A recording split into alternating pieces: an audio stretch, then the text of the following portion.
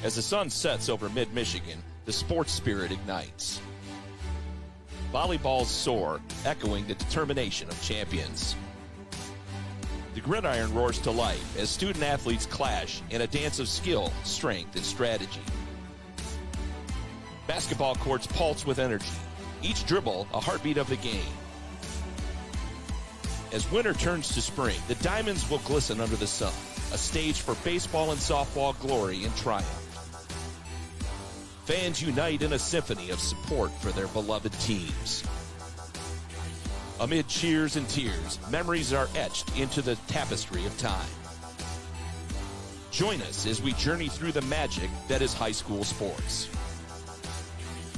It's time for high school football on the Mid-Michigan Sports Network. Hello and welcome to Brookwood Park in Clare for our Game of the Week here on the Mid-Michigan Sports Network. And when I'm talking Game of the Week, I am talking Game of the Week. It's 4-0 Clare. It's 4-0 Ogemaw Heights. There is so much on the line here tonight. Obviously, a chance to stay undefeated on the season means a whole lot to both of these clubs. But this is one of the biggest games in the state tonight. The Jack Pine won, the bigger schools of the Jack Pine. That game goes through tonight as well. And also, both of these teams are Division V playoff teams. Yeah, I already feel safe saying that. A region could be on the line here tonight. You win this game, you win the last few of your games, maybe go 8-1, 9-0 if you're one of these schools. You're going to wind up hosting 2, possibly 3 playoff games come November, and we all know how big of a deal that is. And both of these teams have already played Gladwin, their only common opponent on the season. And Ogemaw Heights beat them by 5, 12-7. Clare last week beat them by 5, 26-21. So, yeah, this should be a good one here tonight. We're going to take a break here on our GI Tech pregame show. And no GI Tech broadcast tonight with Brett and Scobie and the crew. As Mott Pleasant is over at Bay City Central. Maybe Bay City Central, let them come over there. We'll have to check on that. But we will have updates coming from our other games as well. As Mount Pleasant is at the aforementioned Bay City Central, Beale City's at Lake City, Ithaca is at Hemlock, Shepherd is at Bullock Creek, and Sacred Heart Academy is at Vesterberg. Quick break here on our GI Tech pregame show. When we come back, talk about some of the stars of this Clare team, talk about what they're going to have to do to stop this Ogemaw Heights squad. They've got some big running backs out there. It is the GI Tech pregame show here on the Mid-Michigan Sports Network. Back with more right after this. Hey, Rowan. Want to toss the ball around?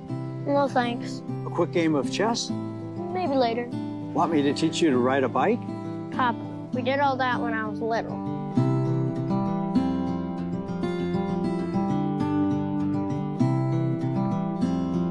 I guess you're right. Marbury Law's kept me so busy, time has just flown by. There is one thing, though. You got any cookies? Thought you'd never ask.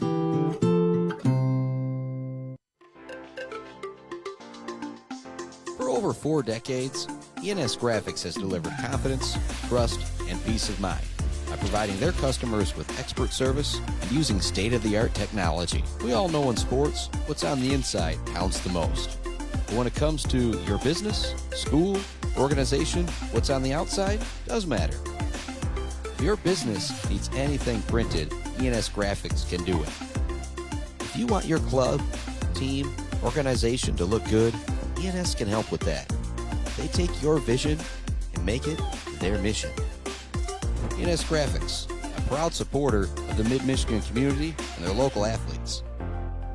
Visit ENS Graphics at their location down in Ithaca or visit their website at esgraphics.com. ENS Graphics, printing all things physical. Welcome back inside our Barberry Law Studios, built by Konwinski Construction, in our GI Tech pregame show. It's 4-0 Clare. It's 4-0 Ogemaw Heights, set to do battle here at Brookwood Park on homecoming as well for this Pioneer school. Mentioned some of the other big games going on in the area, but this is the biggest one tonight with 2 4-0 teams. Jack Pine 1 conference kind of going through this game. Standish Sterling's still going to have something to say about that as well. But the stars offensively for this Clare team, they have been really good. 1,735 yards through just 4 games.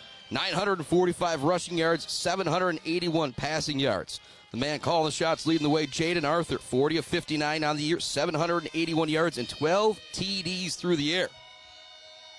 So also ran it 29 times for $139 and 2 scores. Aiden Van Bont, 50 carries for 365 yards, 3 receptions for 77 yards, and 7 total touchdowns. Ryan Lauch, 15 carries for 141 yards, 3 tutties, 18 receptions for 232 yards, and 4 touchdowns. He also has a return for touchdown, so an average of 2 TDs per game for Mr. Ryan Lauch. Jacob Halachek on the other outside spot at wide receiver. 11 receptions, 270 yards, and 3 touchdowns on the year.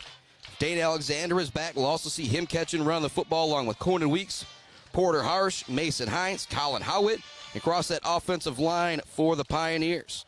Colin Barber, Brendan Burton, James Edinburgh, Dawson Babcock, Nick Sabish, and Chase Randall. It is going to be a good one here tonight, but this Clare team is going to have to be ready to tackle Connor Lambert and Calvin Marshall, the 2 big backs for Ogemaw. When I say big backs, talking 6'1", 6'2", 220, 230 maybe. They are some big boys out there, and so Clare's going to have to be ready to lay the lumber. Weber Brothers Sawmill Timber of the game here in this one.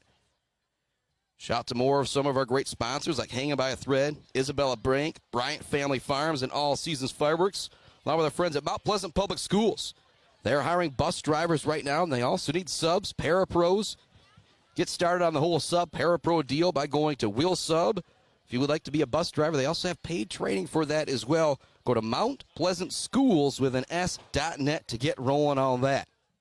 It's 4-0 Clare, 4-0 Ogemaw Heights, 4-0. I think I might end up saying the Ogemaw 4 and Ogemaw Heights a few times here tonight. But they are set to do battle. We're going to take another break here on our GI Tech pregame show. When we come back, we're going to talk about the keys to victory in this game. It is Clare, Ogemaw Heights coming up here on the Mid-Michigan Sports Network. The Bird in downtown Mount Pleasant, open every day but Sunday for lunch and dinner. Delicious pizza, the world-famous Bird Burger, handcrafted, fresh-baked subs, many apps, and much more. There's something for everyone at The Bird in downtown Mount Pleasant, where friends gather like family. The Bird, supporting high school sports in mid-Michigan for nearly 100 years. Jenna Gates. And Kyle Gates here. We are the 5th generation with Gates Drilling and Service. We've been serving our friends and neighbors in Michigan since 1893. We have the latest and greatest well drilling technology, allowing us to put in wells where others can't. Lake lots and tight spaces are no problem. From our family to yours, thank you, and call at 989-772-7841 for all your well drilling and service needs. Gates Drilling and Service, where Gates goes, water flows. Bill's Custom Fab can handle any job you need, from large-scale steel building projects to fixing your favorite stainless serving pan. Bill's Custom Fab can weld and fabricate anything. Call today at 989-772-5817 or stop by on Gover Parkway in Mount Pleasant. Good luck to all of our local athletes from Bill's Custom Fab. Let's head back to the action on the Mid-Michigan Sports Network.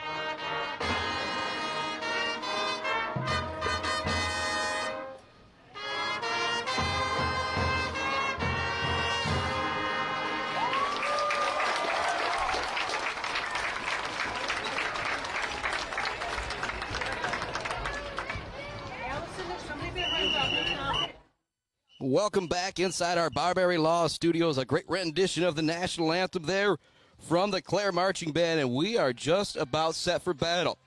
The Pioneers, Ogemaw Heights, Jack Pine 1 on the line. Possible home playoff run on the line here tonight in this one. And it also seems crazy to say we're about halfway through our football season with both of these schools 4-0, looking to stay undefeated at 5-0. It is the Mid-Michigan Sports Network. Chris Bachman alongside my main man Adam Gursky on the camera. Big shout-out to Bill's Custom Fab, Barbary Law, Gates Drilling and Service, and the Bird All-American Grill in downtown Mount Pleasant. And big thanks to you for tuning in and checking out the Mid-Michigan Sports Network as we bring you the biggest game yet, Week 1. It was quite the contest between Ravenna and Beale City, but this one just a little bit more on the line, I feel like, with these two teams not only in the same conference, but in the same playoff division. It could definitely see each other matching up round 1, round 2. Players to watch for Clare: Ryan Lauch, Jaden Arthur, Aiden Van Bon, and Mr. Jacob Halachek.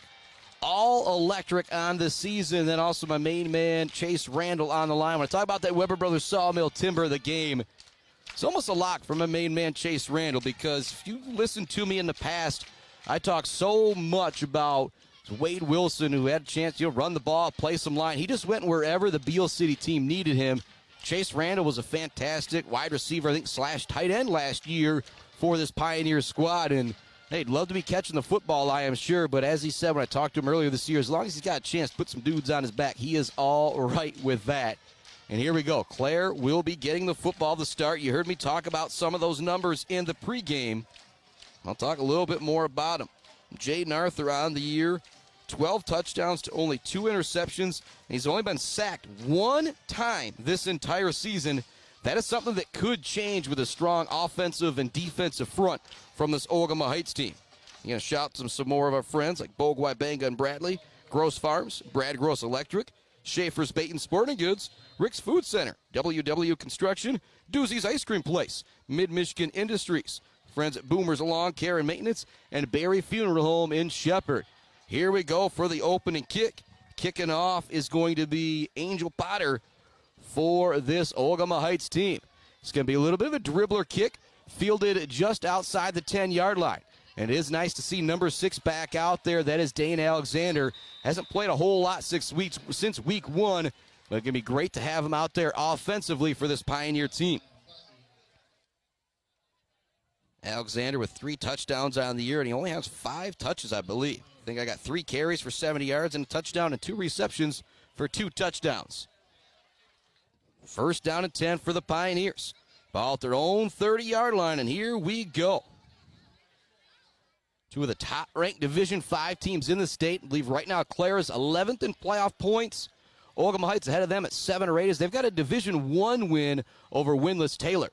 Handoff up the middle to Aiden Van Bon. Not a lot of room for the senior running back there. And on the stop was Ethan Hock for Ogemaw Heights. Yeah, this Ogemaw Heights team is going to be the toughest front that Clare has seen so far on the early season. But when you got Jaden Arthur back there at quarterback and some wide receivers like they got, they should be able to spread out Ogemaw Heights and maybe take advantage of that. Quick throw over. It's actually going to be a tipped ball in the air, so Lauch couldn't even make a play on it. He was running about a 5-yard out. He was open, but the pass was tipped, and Lauch, just kind of going in the opposite direction, wasn't able to turn and try and make an attempt. Now 3rd down and 8, and a big 3rd down and 8. Clare on the year, only 48% on 3rd down, but get this, they're 91% with their 4th down conversions. Big shot to Coach Steve Spranger, Rob Wise, Haggart, and the crew getting me those stats and doing a great job to start this season. Clare 4-0 on the year, facing a 3rd down and 8 here on their first possession against Ogemaw Heights. Arthur wants to throw it out. It's quickly caught by Alexander. He's got to make a man miss right at the line of scrimmage. And a great job of building a wall and swarming to the ball by Ogemaw Heights. And that is what you want your team to do. The Falcons coming together there like Falcons to make something happen there. And so that's going to bring up 4th down and a definite punting situation here for the Pioneers. They do line up in the shotgun formation, and now they will just drop quarterback back a few steps, try and punt this one away. It's actually going to be Van Bon punting it away. A little bit of a blitz put on by Ogemaw Heights, and they do have a guy back there to receive. It is their speedster, Corey Knitz. He's able to pick this one up on the run. A shoelace tackle from Ryan Lauch doesn't bring him down, but trips him up enough to when he falls into a couple guys. He does go down. But it's going to be 1st down and 10 for Ogemaw Heights. They get the stop right here off of the get-go. This Ogemaw Heights team has been winning big as of late. Last week they blasted Shepherd 54-12, and it got out of hand in a hurry. So Ogemaw Heights, again, it's going to be about Connor Lambert, Calvin Marshall, Corey Knitz, Rob Hock. getting the football. To hand this one off right away. The quarterback gets away from a couple tackles in the backfield. He's going to be brought down by Halchek, but not before he picked up first down yardage. And that was Rob Hawk, who they also got listed as tight end, playing quarterback there on that one. And so Hawk out there playing quarterback. We had it listed as supposed to be Eon Jones. And then Grant David was taking some snaps in the pregame, but now Hawk out there taking the snap and looking good running the football there. And Ogemaw Heights wants to keep the ball on the ground, play a little ground control. And again, they've got two really big running backs. Line up tight, one wide receiver on the far side is Knitz. Center running back in motion. Make sure that Clare respects the pitch out to the left side, and they hand it off the middle. Be a gain of 3 or 4 before the ball carrier is brought down by a host of Pioneers. 2nd down and 7, under 10 minutes remaining here in the first quarter. We are still scoreless. The Pioneers and Ogemaw Heights Falcons battling it out here. And it was great field position for Ogemaw, starting at their own 40. Had a big carry on their first play for first down yardage to get into Pioneer territory. And Clare stood up front a little bit on the second play. Hand this one off to the far side. Look for some running room. The ball carrier, it's a big hit out there. But again, the strength of the ball carry just kind of bounces off the tackle. That was Matthew Gates, I believe, on the carry, or Lambert.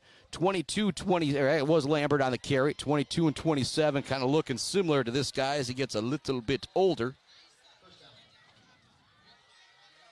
And it's a first down, so now inside the Pioneer 30. Only ran 3 plays. They picked up 2 first downs, kind of marching right down the field now on the Pioneers, who defensively this year have been outstanding, only giving up 66 pass yards per game. Hand up the middle again, just bowling forward is the ball carrier. That's Hawk, the quarterback, again on the carry. He'll get down to the 25-yard line, maybe even call it the 24, and so it's going to bring up a good 2nd down situation again for the Falcons. And both these teams 4-0. Both of these teams in Division 5 in the same conference. A whole lot on the line here tonight with these two squads. It'll be a T formation with a wide receiver in the backfield, and now it is Jones out there at quarterback. He's going to hand it off up the middle, nowhere for the ball carrier to go. Several Pioneers at the point of attack. One of them helping make the play was going to be Brendan Burton. So it's going to bring up 3rd down and 2. And if you're the Falcons of Ogemaw Heights, this is probably 2 plays to get 2 yards. You're going to feel very confident doing that. This will be the 6th play of the drive coming up for Ogemaw Heights. It started at their own 40-yard line. Picked up a couple first downs. And now just outside the red zone in Pioneer territory here on homecoming for Clare. Be an I formation. Jones goes under center. Handed off to the deep back, and he's going to be close to first down yardage, and they will give it to him. And so 3 yards and a cloud of dust on 1st, 2nd, and 3rd down there essentially, but it does pick up the 1st. Some substitutions coming in for the Pioneers defensively for Clare. You've got Tristan Gauthier up front along with Brendan Burton, Chase Randall. Linebackers, Aiden Van Baan, Nick Sabish, Joey Bushy. Also see Mason Heinz out there in defensive backfield. Jacob Halachek, Ryan Lauch, Conan Weeks, Porter Harsh, along with Dana Alexander. 1st down and 10. Now in the red zone for the Falcons of Ogemaw Heights. He's kind of charging right down the field. Another handoff to the big running back once again. There's a little bit of room for Connor Lambert. When a guy like Lambert running the football, that 1 yard is going to turn into 2 and 3 every time just because of the strength and the power and the size that young man has. And you don't see a whole lot of 6'2", 220 running backs in high school football. That's probably about what Lambert is going. Actually come out of the game now and get a break, but Calvin Marshall is out there at fullback, and he's got a whole lot of size. And now Rob Hawk is lined up at running back. Jones is now playing some quarterback. They hand it off to Hawk, looking for some room on the far side. Big hit out there. Talk about that J&J Auto collision report. On the tackle that time was Joey Bushy for the Pioneers. It's going to bring up 3rd down and 3. Again, I'm calling this 4-down territory if you are the Falcons. You only need 2 plays to pick up 3 yards. Gates Drilling and Service halftime show will be a little bit extended here tonight with that homecoming. Now, this week in MHSA sports and so much more going on. Get some updates from some of our other games as well. Big shout to our friends Weber Brothers Sawmill, Mount Pleasant Heating and AC, Mumford Oil, Gas and Supply, ENS Graphics, and GNS Mechanical.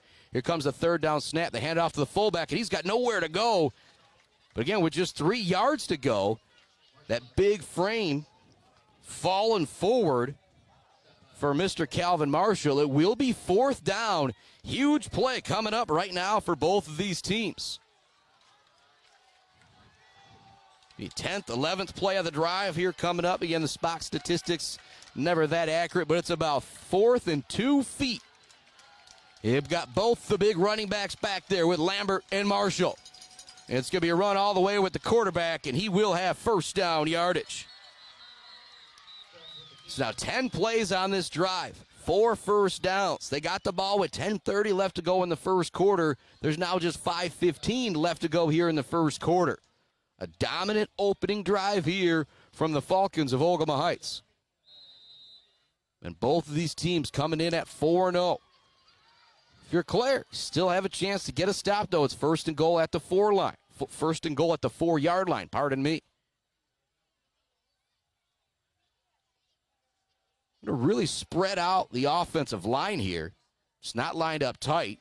Hand it off up the middle, looking for some room is the big running back, Lambert. He's going to be stopped just short of the goal line. Be 1 yard out. 12th play of the drive coming up.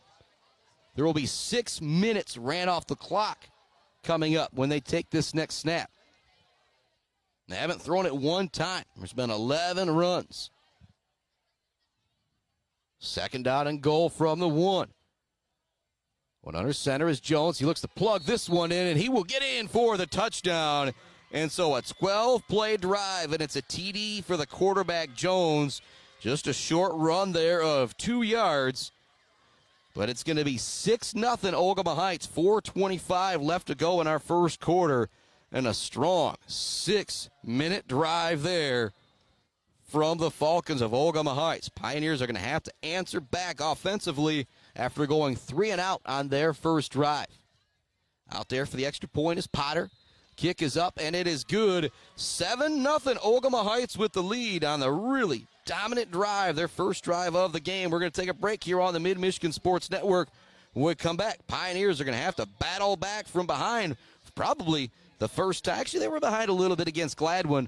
Again, both these teams beat Gladwin by 5. I don't expect Clare to go anywhere in this one. Back with more right after this on the Mid-Michigan Sports Network. Central Michigan Sand and Gravel, just like our student athletes, they bring it. If you need sand or gravel, they bring it to you with fast service and a great price. For all of your sand and gravel needs, call Central Michigan Sand and Gravel today at 989-382-7089. Central Michigan Sand and Gravel, a proud supporter of our student athletes competing for their schools. All Seasons Fireworks is a big fan of all the athletes, coaches, officials, and volunteers who make high school sports happen. To make your next event bigger and brighter, stop by All Seasons Fireworks on M20 in Mount Pleasant. Graduations, birthdays, weddings, or a big win become more memorable underneath a night sky lit up by the magic of fireworks. All Seasons Fireworks on M20 in Mount Pleasant. Back to the action on the Mid-Michigan Sports Network. Ogemaw Heights. It's a really high one, fielded at the 4-yard line by Dane Alexander. Looking for a hold in the middle here, and he's going to be brought down at the 15-yard line. Great coverage from the Falcons. Nolan Hines, one of the youngsters, coming down to make a play there for Ogemaw Heights. So Clare backed up a little bit here on this one. 4:20 left to go in our first quarter. They've got it at their own 15-yard line. They trailed 7-0. And last week, they had a battle back against Gladwin. They trailed, I think it was 21-19, 99 yards out with 4 minutes to go. So this team's not going to quit. They're not going to be scared getting down. But what a drive there from Ogemaw Heights. Fake handoff to Aiden Van Bon. Arthur looks to find some room here to the near side. And a big hit. Talk about that J&J Auto Collision Report. In on the hit there was Carter McCluskey for Ogemaw Heights. And Arthur had a hole, but it closed very, very quickly. I am very impressed so far with this Ogemaw Heights team, in particular up front, offensively and defensively, what they're bringing to the table. It's not a lot of holes out there, and there was some big holes offensively.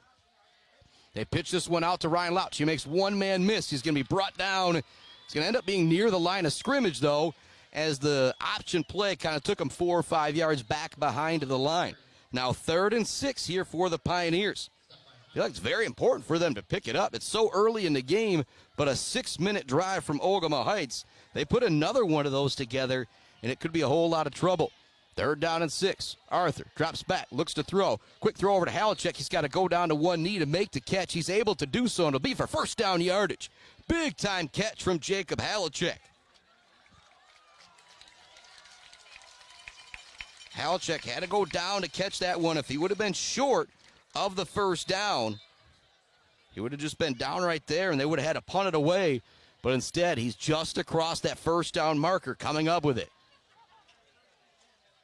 Arthur in the shotgun with 4 wide.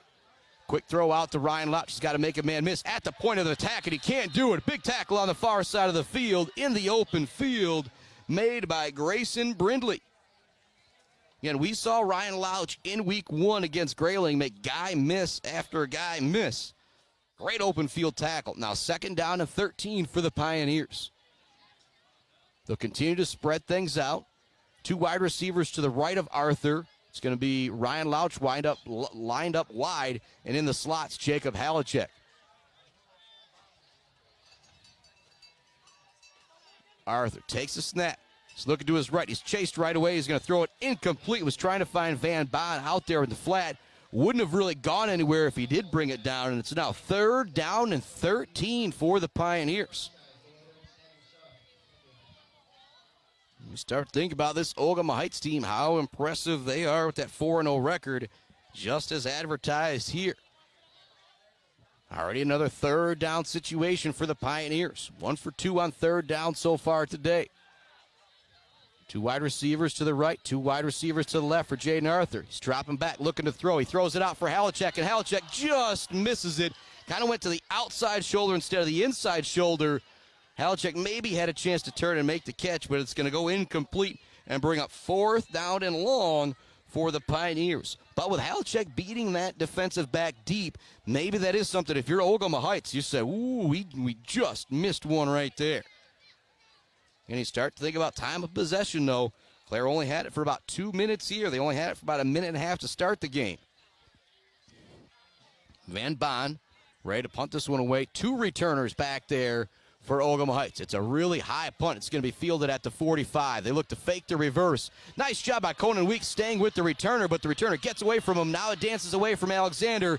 Great hustle from Ryan Louch coming back, or pardon me, that was No, that's Van Baan that ended up getting down there and making the tackle after he punted it away. But the punt keeps it 7-0 Ogemaw Heights, and now they take over with really good field position once again. 2:18 left to go here. And Ogamaw's got it at the Clare 40-yard line. If you're the Pioneers, you need a big defensive play right here from one of your guys. Randall, Van Baan, Louch, Heinz, somebody needs to make a play here. They're going to run a reverse with Hawk, and he's brought down in the backfield. It was Bushy initially turning him back inside, and then ultimately making the tackle was Brendan Burton. But that's the play that Clare needed to get Ogemaw Heights back behind the chains, and now they might have to go to the air here, something we have not seen them do. Back in is Jones at quarterback. 2 big backs are back there with Marshall along with Lambert. Lambert is the deep back. He'll get the handoff with Marshall as a lead blocker, and he bowls through 1 tackle. He's going to be brought down at the 35-yard line. But you see the power of the young man running the football right there. It's not really a whole lot you can do about it if you're a Clare defender. You've got to go for that low tackle, and if he runs through your legs, that's just what happens when you're giving up 25 to 35 pounds against a running back. This doesn't happen very often. 3rd down and 6. Again, Ogemaw Heights already in 4-down territory. You're not going to punt it at the opponent's 37-yard line. Going under center will be Jones. 2 big running backs back behind him. Send a man in motion, handoff up the middle, and looking to charge ahead for yardage, and he will pick up the first down. It is the big man, Calvin Marshall. And the radio crew kind of said it before the game from Ogemaw Heights that these Clare kids are going to have to be ready to tackle here tonight, and they are tackling and doing a good job of it. But Lambert continues to fall forward for an extra 2 or 3 yards. And Calvin Marshall, haven't really seen him get going yet. He's been lined up at fullback. The deep back is once again going to be Connor Lambert. It looked like Clare might have jumped off sides there. The handoff goes up the middle. Not really a whole lot of room, and I don't see any flags out there as well. It's going to bring up 2nd down and 5. Another decent first down carry for Ogemaw Heights. Again, they are just running that clock. That could be the final play of the first quarter as we're under 10 seconds remaining here. And in that first quarter, Clare will have ran a total of 9 plays, and Ogemaw Heights has ran 16 so far, and they're not going to get one off here. That will bring us to the end of the first quarter. Clare trails 7-0, and Ogemaw Heights is also in business as well. We'll be back with more right after this on the Mid-Michigan Sports Network. Weber Brothers Sawmill has been in the sawmill and logging business since 1950. Weber Brothers Sawmill buys standing timber and logs all over central and northern Michigan with National Hardwood Lumber Association certification. You can be assured of a professional job, from the marking and cruising of your woods through the harvest. Weber Brothers Sawmill is a proud supporter of our local high school student athletes. Bill's Custom Fab can handle any job you need, from large-scale steel building projects to fixing your favorite stainless serving pan. Bill's Custom Fab can weld and fabricate anything. Call today at 989-772-5817 or stop by on Gover Parkway in Mount Pleasant. Good luck to all of our local athletes from Bill's Custom Fab. Let's head back to the action on the Mid-Michigan Sports Network. Welcome back inside the Mid-Michigan Sports Network. 7-0 our score as we start the second quarter in a first quarter that was dominated by Ogemaw Heights. They had a 12-play drive, takes 6 minutes and 10 seconds off the clock. Clare had 2 possessions that took a total about 4 minutes off the clock. It's that long drive and possibly another one put together here. It starts at 2:18 as we start the second quarter. Hand off to the big back once again. And not a whole lot of speed, but again, he just falls forward, carries a tackler with him for a yard or two, and he picks up positive yardage. Very, very impressed with Mr. Connor Lambert here in the first quarter, now here in the second. But, again, if you're Clare, you've got him in 3rd down once again. But the tough part is you know you're going to have to get 2 stops. He's going to go for it on 3rd down, go for it on 4th down. 6 play or so of the drive coming up. It's 2 big backs back there with Marshall and Lambert once again. They hand it off to the deep back, Lambert. He's going to pick up maybe 3 or 4 yards, but again, it might be enough for that first down. Waiting to see whether they give it to him or not, and I believe it will be first down yardage. If not, it's going to be 4th down and an inch or 2. Waiting to see the call here, and they are going to take some time and maybe bring it out there to measure it. Again, homecoming night here for the Pioneers. Everybody loves homecoming except for football coaches. Football coaches not always the biggest fan of homecoming because of all the possible distractions for their football players. And obviously they want everybody to have fun. But just a lot more to think about if you're going to that homecoming dance, if you're doing this, that, and the other. If you're on the homecoming court, you got the parade, Spirit Week. Just a whole lot of added fun stuff, but stuff that coaches aren't necessarily concerned about when it comes down to football. Again, Coach Springer talking with him, Aiden Van Bon and Jacob Halachek earlier this week. He wants them all to have a great time, but sometimes it takes a little while for teams to get settled down on those homecoming nights. So hopefully, here in the second quarter, Pioneers can start to settle down because right now Ogemaw Heights is in control. They lead 7-0. They've got it first down and 10 just inside the Clare 20-yard line. One under center is Jones. Hands it off to the big back once again. And there's a big tackle in the backfield. Ryan Louch drags down the ball carrier. But again, the strength of Lambert. Louch got a hold of him, swung him down, but Lambert kept pulling forward with effort. And it's going to end up being a pickup of 4 when he was probably contacted near the line of scrimmage. And Ryan Louch is a fantastic tackler. But again, that's just, you add 20 pounds onto somebody, and it's just going to be hard to bring them down. 8th play of the drive or so coming up here. Maine's the two big backs back there with Marshall and Lambert. This time they fake it, and it's going to be a run all the way nowhere for the quarterback to go. So he's brought down near the 10-yard line. Every time I say that, it's a pickup of 2 or 3 yards. It's going to bring up 3rd down. Once again, with those two big running backs that they've got. Nice tackle out there from Porter Harsh. But it's going to bring up 3rd down and 3. And if you're Ogemaw, you're very confident to possibly pick up 3 yards on 2 plays here.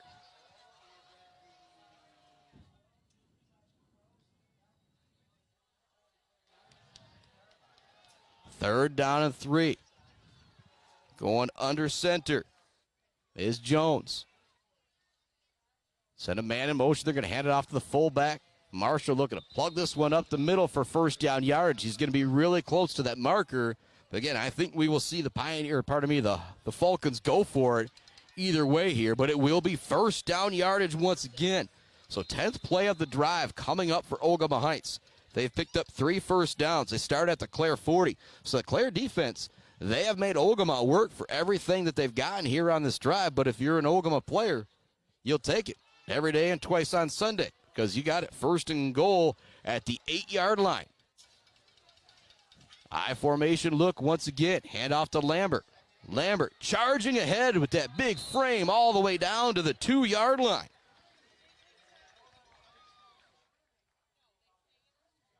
7 first downs picked up for Ogemaw Heights in this game, just 1 for Clare. 7-0 our score, 8:40 left to go, second quarter. Another long drive turning out here for Ogemaw Heights. Their first one was 6 minutes and 10 seconds. This one going on 6 minutes as well. So they got it with 2:18 left to go in the first quarter, and there's now 8:18 left to go here in the second quarter. 3 running backs in the backfield. They hand it off. Now the quarterback looking to help get the push, but they won't get into the end zone. It's going to bring up 3rd down and goal on the 12th play of the drive coming up. The Clare defense has gotten a bit more stingy on this drive. Again, Ogemaw continues to be 3 yards and a clod of dust. They'll take it all day long. Another thing they love, that powerful Pioneer offense. 12 touchdown passes in just 4 games for Jaden Arthur. You love keeping him off the field if you're Ogemaw. I formation look. Quarterback looking to plunge this one in with the sneak, and he will be in on the 12th play of the drive. It's another short touchdown run for the quarterback, Jones, from 1 yard out. And so that drive goes 6 minutes and 38 seconds. And again, not exact on that, just trying to time it up. But you've got a 6 minute and 10-second drive and a 6 minute and 38-second drive for Ogemaw Heights as they're going to look to go up 14-0 here on the extra point. The kick is up, and it is good. Clare trails 14-0 here on homecoming. 7:40 left in the second quarter. They've got to respond when we come back after this. You're listening to Clare Pioneer Football here on the Mid-Michigan Sports Network. Back with more right after this on homecoming night.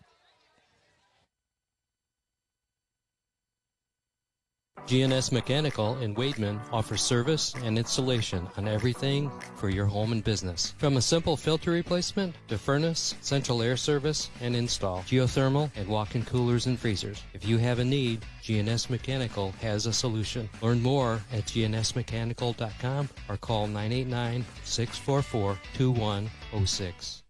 Mumford Oil and Gas Supply is your one-stop shop for top-quality products and procurement in the Michigan oil and gas industry.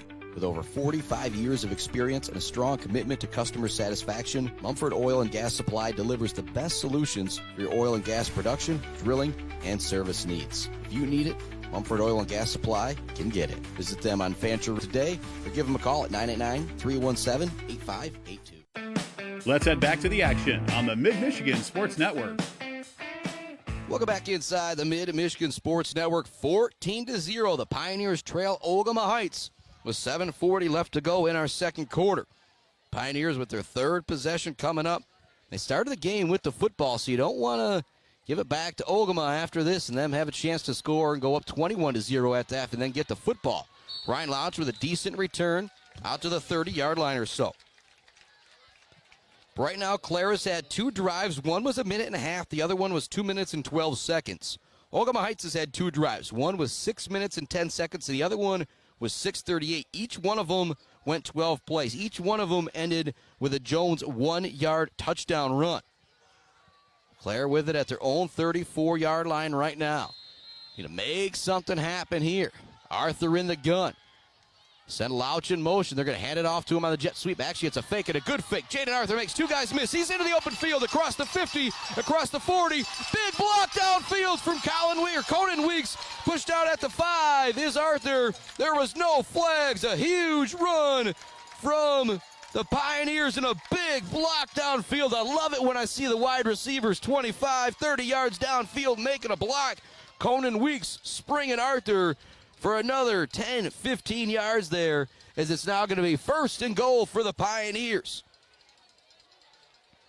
And a big run on the first play of the drive for Mr. Arthur. Shotgun look, 3 wide receivers to the right for Jaden Arthur.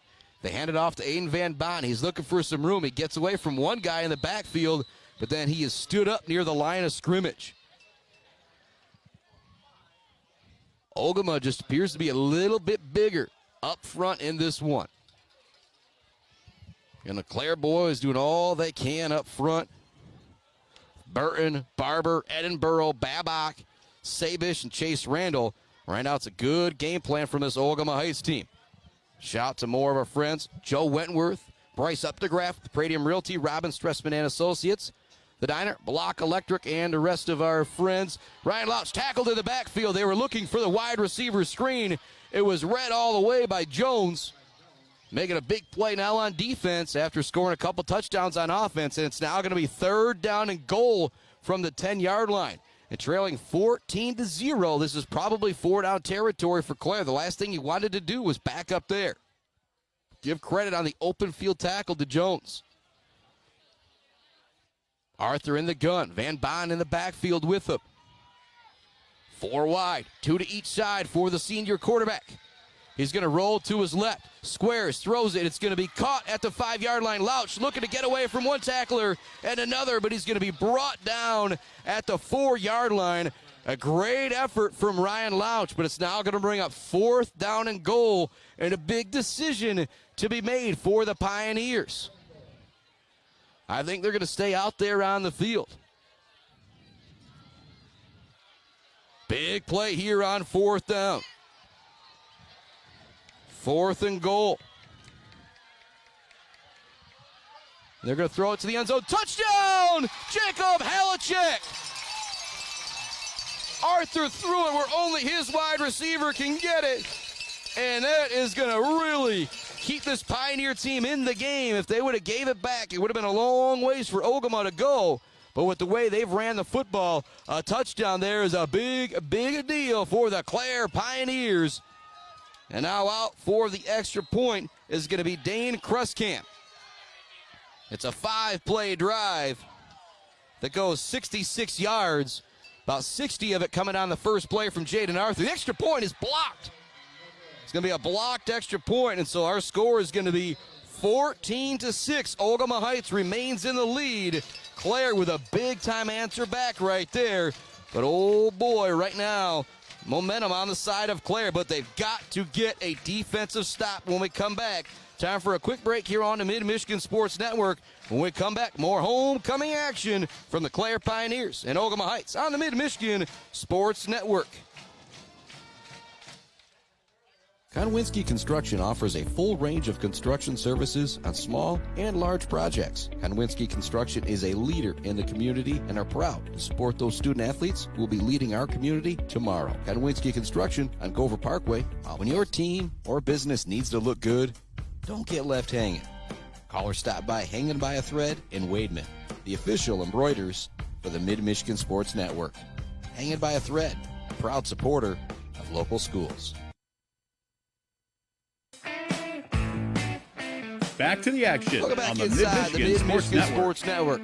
With 5:34 left to go in our first half, back at the Barberry Law Studios, built by Konwinski Construction. Dribbler of a kick is going to be fielded at the 25-yard line by Ogemaw Heights.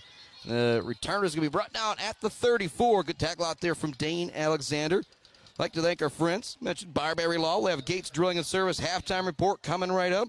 Talk about that Bill's Custom fabrication of the game, along with our Weber Brothers Sawmill Timber of the game, and so much more in our Bird All-American Grill postgame show. The only place you will find this guy postgaming, the Bird, downtown Mount Pleasant. So Ogemaw has it at their own 34-yard line. Crazy to say this is their worst field position of the game, but yet it is on their third drive. Both of their first drives were 12 plays that finished with 1-yard touchdown runs. They're looking to go to the air here. Open in the flat is the running back. It's going to be first down yardage on the pitch and catch. And Ogemaw going to the air here. You kind of thought, oh, all right, they're going to go downfield. No, just a little dump off right there, but it's still very effective. It's going to be first down yardage on the first play. It's Chris Spockman, Adam Gursky here with you at the Barberry Law Studios, bringing you Clare Pioneer action here on homecoming night. 14-6 our score with 5:23 left to go in the second quarter. Handoff, one of the fullbacks. They got three of them lined up back there. It's going to be another carry for Lambert for 4 or 5 yards on first down. You give it to big Connor Lambert on first down, you feel pretty good about second down already, because you know it's going to be second down and 7 at least, because that man falls forward every single time, pushes for that extra yard every single time. That'll be a coach's dream over there for Coach Miller and the crew at Ogemaw Heights. I formation look. The deep back now is going to be Rob Hawk. They fake it, now looking to throw it downfield, and they've got a man wide open on the go route. It's caught at the 10. Touchdown into the end zone is Corey Knitz on the long pass. 51-yard touchdown throw. And Ogemaw shows that they have got big playability as well. It is now 20-6 with 4:43 left to go in our second quarter. The good news for Clare, with Ogemaw getting the ball at halftime, you still have a chance to answer back here, as opposed to if Ogemaw took another 3-4 minutes off the clock. Decent snap, decent hold. The extra point is up and good. It is 21-6. Ogemaw Heights with the lead over Clare, but Clare just showed that big playability moments ago. They're going to need to do something else when they come back. And we'll keep the broadcast right here at 4 right now. So we've got our Gates Drilling and Service halftime report right around the bend. But that drive, less than a minute, about 57 seconds on that one. A lot shorter than their 6:38 and 6:10 drives the first two times they've had the ball. Right now, I mean, big difference in the game. When I add up the total plays, you've got 27 total plays for Ogemaw Heights, and the Clare Pioneers have 13 total plays. So 27 plays to 13 plays. The first down's just about as lopsided as well. Clare has 2 first downs. Ogemaw Heights has 8 first downs. Dane Alexander, Ryan Louch back deep to receive the kick, standing about at their 10-yard line. Up in front of them, Jacob Halachek and Conan Weeks. So Clare gets it after the quick strike from Ogemaw Heights. Start their own 34-yard line. It took them 3 plays and 57 seconds to get into the end zone on the 51-yard touchdown throw to Knitz. Here comes the kick from Ogemaw. Beautiful night here in Clare. Sunset, pink in the background here on homecoming night. Pioneers need to get themselves a touchdown here. Ryan Louch fields it on the run at the 10-yard line. Finds a little bit of a hole, makes another cut. He's across the 40. If he gets a block, he could go. And Ryan Louch is going to take it to the house. There's no flags. A big answer back from the senior star, Ryan Louch, as he takes it 90 yards on the kick return. Just what the doctor ordered for the Pioneers as they answer right back, but they still got to come up with a defensive stop. And will they go for 2 now? It does look like they're going to line up for the extra point once again. 21-12 the score. So they'll be down 8 instead of 7 if they kick this extra point here. Got to be careful once again on the block, though. Different football coming in for the kicking game, but what an answer for Mr. Ryan Lounge as he takes it 90 yards on the kickoff return. So last 2 times, Clare's had the football. One big play from Jaden Arthur, one big play from Ryan Lounge. I said big plays, turnover is going to be the key in this game.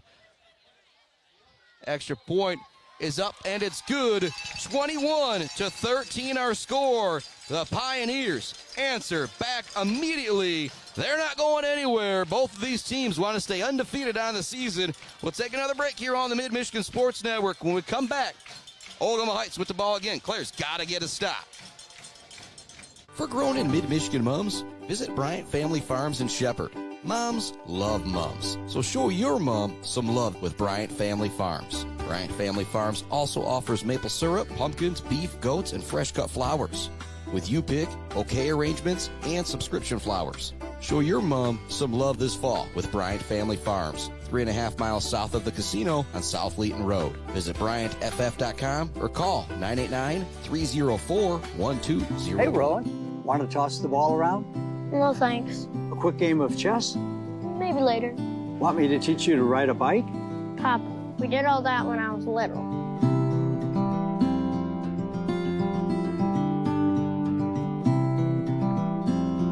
I guess you're right. Marbury Law's kept me so busy, time has just flown by. There is one thing, though. You got any cookies? Thought you'd never ask.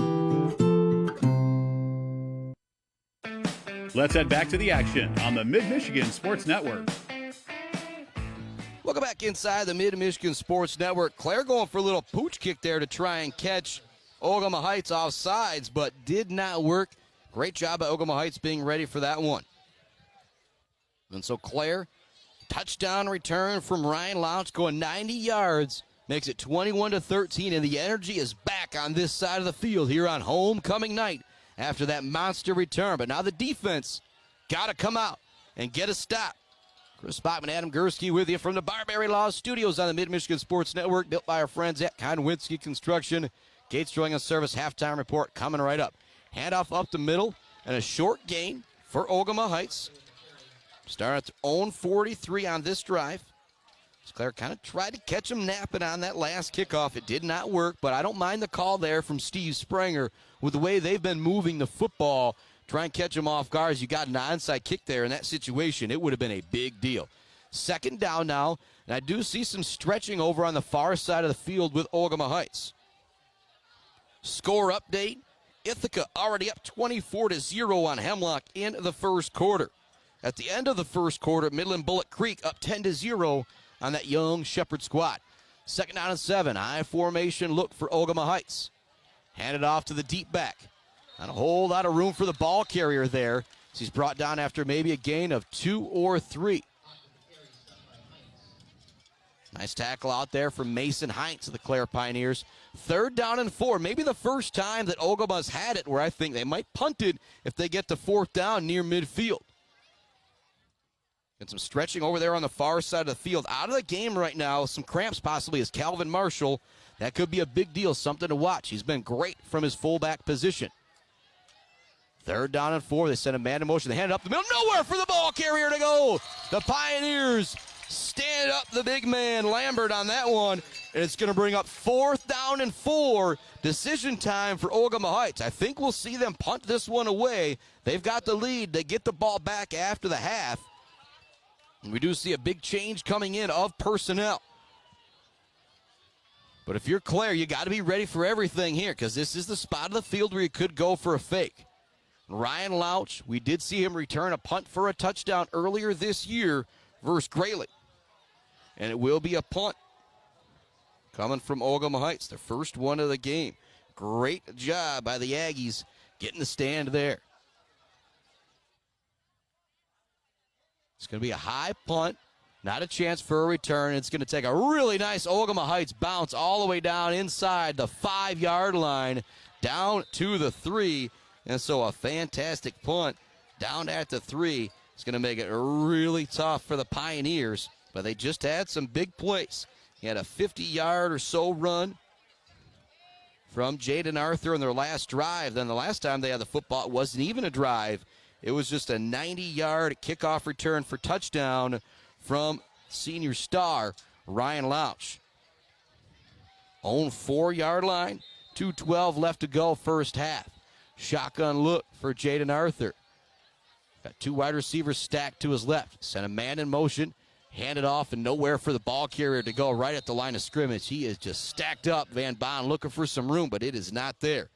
Van Bonn came into this game averaging around 7.5 yards per carry. The holes have just not been there for the young man tonight.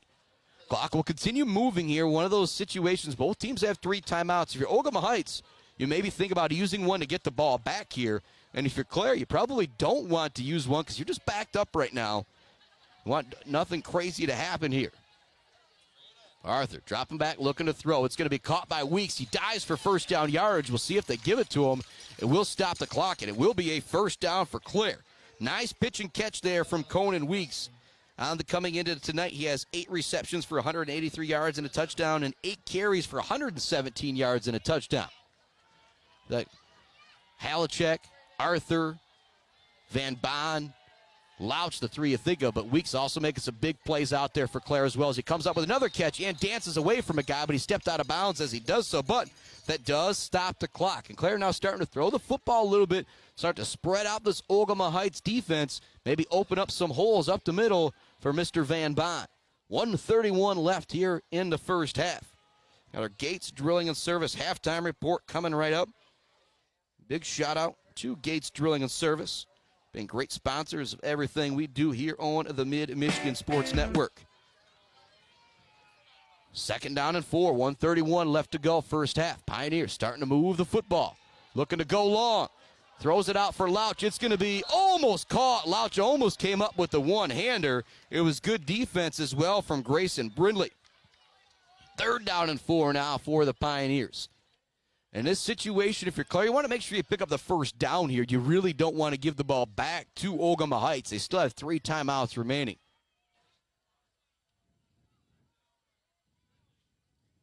Arthur, the crew, looking to the sideline for the play. 3rd down and 4 for the Pioneers. 4 wide for Arthur. Threat to run in this situation always.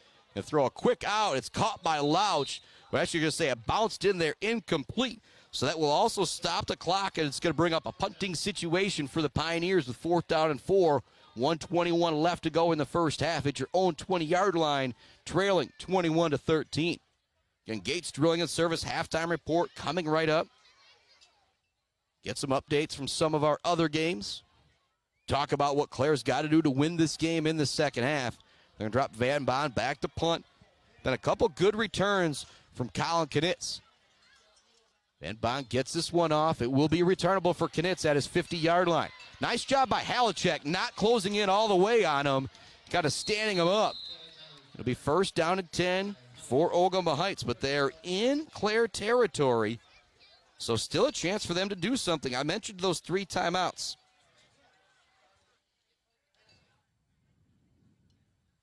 Be Ogamaw's 5th possession of this first half. First 3 went into the end zone. Last one finally stalled out. 1:10 left to go. They've got it at the Clare 44-yard line. Somebody from Clare needs to make a defensive play here to back up Ogemaw Heights. And back out there at fullback is Mr. Calvin Marshall. That's a big deal. He wasn't out there, and actually he's coming out of the game now. He wasn't out there to lead the way running the football. Got a timeout now coming from Ogemaw Heights as they didn't have any time left on the play clock.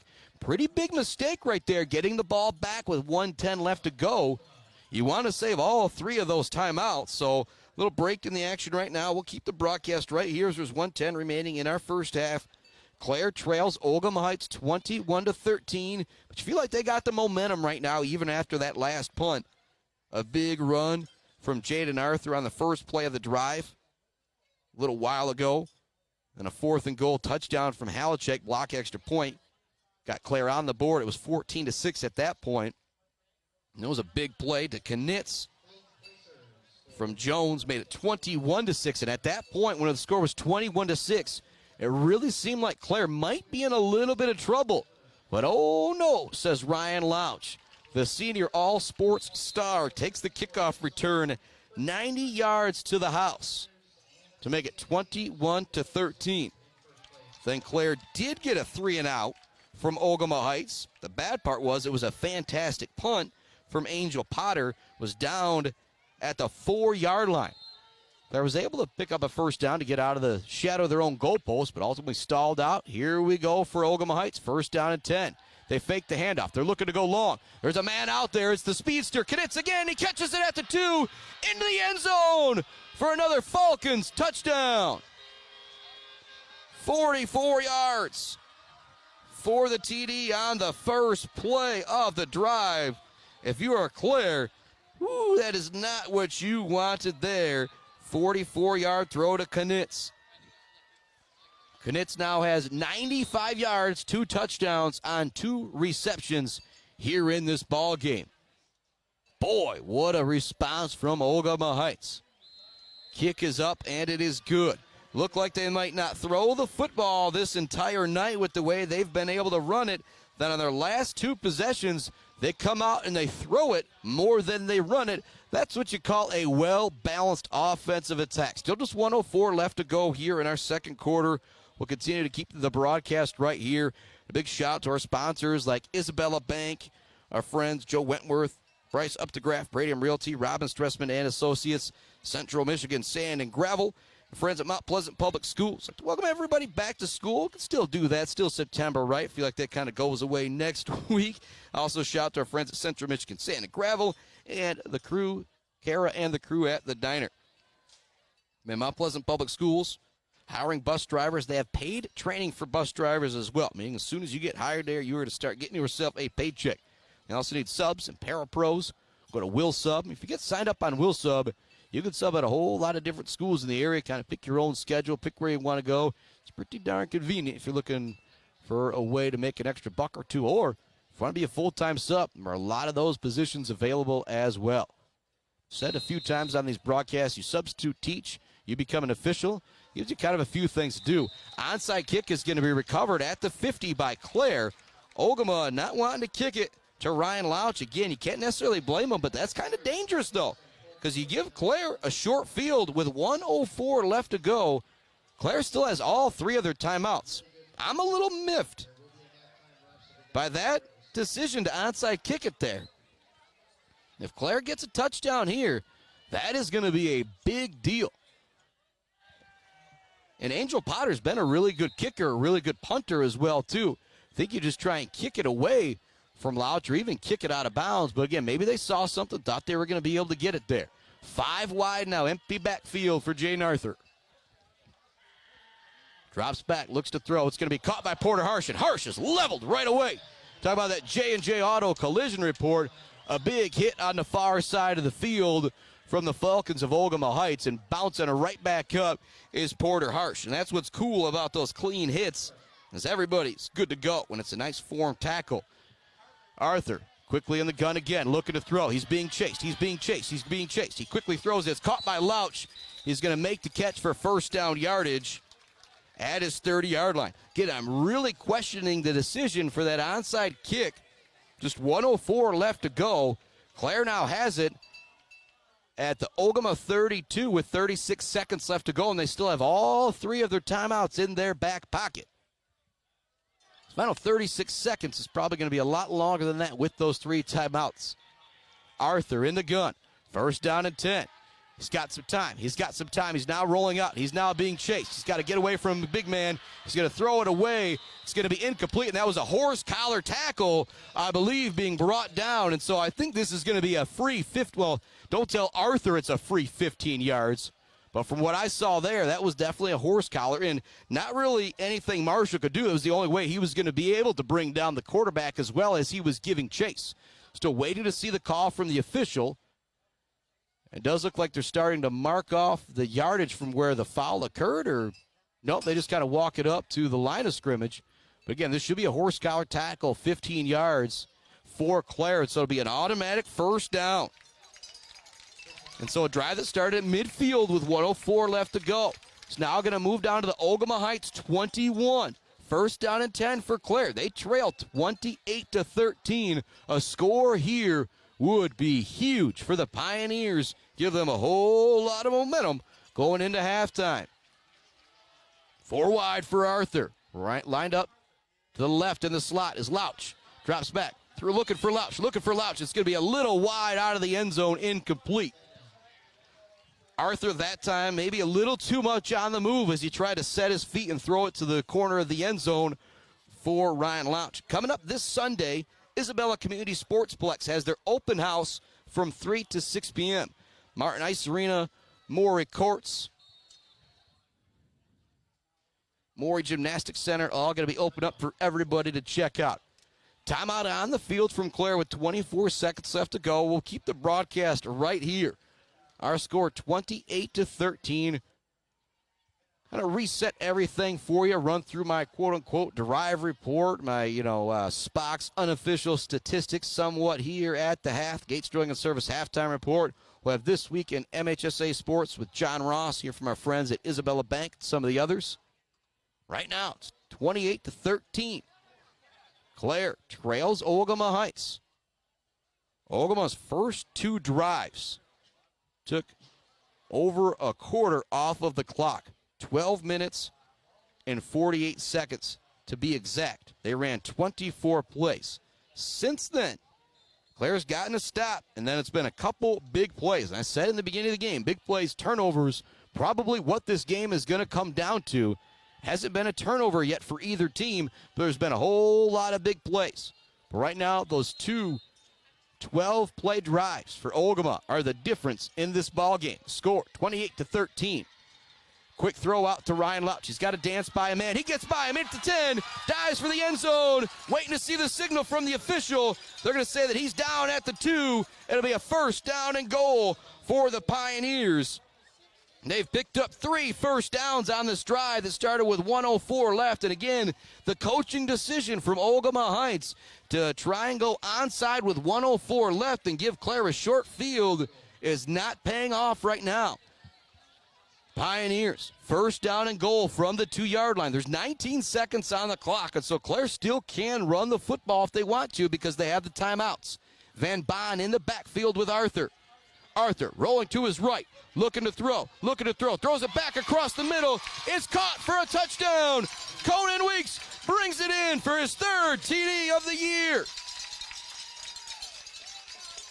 And Clare with a big answer with 17 seconds left to go in the half. It is now 28-19. Timeout on the field from Clare. They might want to draw up something special here for the 2-point conversion to try and make it 28-21 at the half. But oh boy, Ogemaw Heights got the ball with 1:10 left to go at the Clare 44. It was a 44-yard touchdown pass of first or second play of the drive. Again, Spock's unofficial numbers here, never exactly correct. That put them up 28-13 with 1:04 left. Ogemaw gets the ball to start the second half. Think maybe kick it deep. Nope, they try for the onside. Clare recovers it, and 5 plays later, it's a touchdown catch for Mr. Conan Weeks. 28-19 our score. Now Clare with the momentum going into the half with 17 seconds remaining in our second quarter in a game that has been as good as advertised. And the Pioneers were down 14-0 at one point. 7:48 left to go in the second quarter. It was 14-0 Ogemaw, and it looked like they were going to run away with things. Clare is lining up, going for 2. They send Ryan Louch in motion. Now they send him back the other way. Now the other way. Now the other way. Arthur looking to throw. There's nobody there. He swings it over. Louch catches it, but he's outside of the end zone. It's going to be no good on the 2-point conversion, and so it will remain 28-19. Kind of a lopsided score there. You don't see the 19 very much out there. And so Clare will now be kicking it back to Ogemaw Heights here. Just 8 seconds remaining in our first half. What a battle it has been. Went from 7-0 to 14-0, 14-6, 21-6, 21-13, 28-13, and now 28-19. And we still have a second half coming up. Feel like that's kind of the play of the game right now, though, is that onside kick decision. It's just really, really questionable. So Clare did start moving the football some, but it was kind of more in chunk plays. Haven't really been able to run it up the middle a whole lot. Van Bond looking for some room, but it hasn't been there for the Pioneers. Out to kick this one off. Staying Kruskamp. 8 seconds left to go. The speedster Knitz ready to receive the kick for Ogemaw. Be a line drive, field at the 25, just going down very quickly with it is the, I'll say, would-be returner Rob Hawk. Rob Hawk wanted to give his team one more chance to run a play. You wonder if maybe they got something special drawn up here, because it's kind of confusing there. Hawk, one of their better athletes, surprised I didn't see him try and at least make a move or two there. 28-19 left to go. Or 28-19 is our score. It does look like Ogemaw is just going to take a knee, and we're going to go into the half with the score 28-19. Ooh, boy, what a first half it's been. Controlled by Ogemaw, you have to say. But Clare has had some big plays, and after going down 14-0, they've now outscored Ogemaw 19-14 and a big touchdown to close out that half. It's time for our Gates Drilling and Service halftime report here on the Mid-Michigan Sports Network. The Gates Drilling and Service halftime show is coming up right after this. Jenna Gates. And Kyle Gates here. We are the 5th generation with Gates Drilling and Service. We've been serving our friends and neighbors in Michigan since 1893. We have the latest and greatest well drilling technology, allowing us to put in wells where others can't. Lake lots and tight spaces are no problem. From our family to yours, thank you, and call at 989-772-7841 for all your well drilling and service needs. Gates Drilling and Service, where Gates goes, water flows. J&J Auto in Wademan is Mid-Michigan's elite automotive repair shop. J&J Auto offers complete collision repair and mechanical repair. Stop by on Wademan Road or call them today at 989-644-8908. J&J Auto, proud supporters of high school student athletes.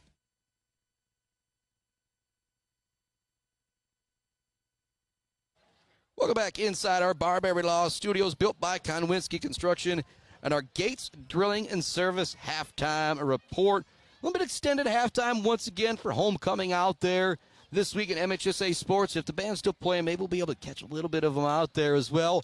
But we are the Mid-Michigan Sports Network, here to bring you the action on the field. Said we'll continue to work on stuff for halftime and whatnot. Again, a shout out to our halftime sponsor, Gates Drilling and Service, along with our friends at Bill's Custom Fab. Think about that Bill's Custom Fab fabrication of the game. It's that Ryan Lauch 90-yard touchdown run. Something spectacular is going to have to happen for that to overtake. Talk about that Weber Brothers Sawmill timber of the game, Mr. Chase Randall. Again, I just give that kid so much credit. Probably want to play wide receiver. Everybody wants to catch touchdowns, run for touchdowns, but he knew he'd be a bigger help to his team playing right tackle this year, and so that is what he is doing. Kind of run down the drive report. Clare got the ball to start the game. They went 3 and out. Ogemaw Heights got it at their own 40-yard line. They ran 12 plays, took off 6 minutes on the clock, and it was a 1-yard touchdown run for Jones. Clare got it back. Big third down catch from Halachek to get a first down, but ultimately they had to punt it back to Ogemaw Heights. They then put together a 6-minute and 38-second drive that went 12 plays and ended with another 1-yard touchdown run from their quarterback Jones. At that point, it was 14-0 with 7:48 left to go in the second quarter. Clare had ran 9 plays. Ogemaw Heights had ran 24 plays. But after that, things have kind of turned a little bit.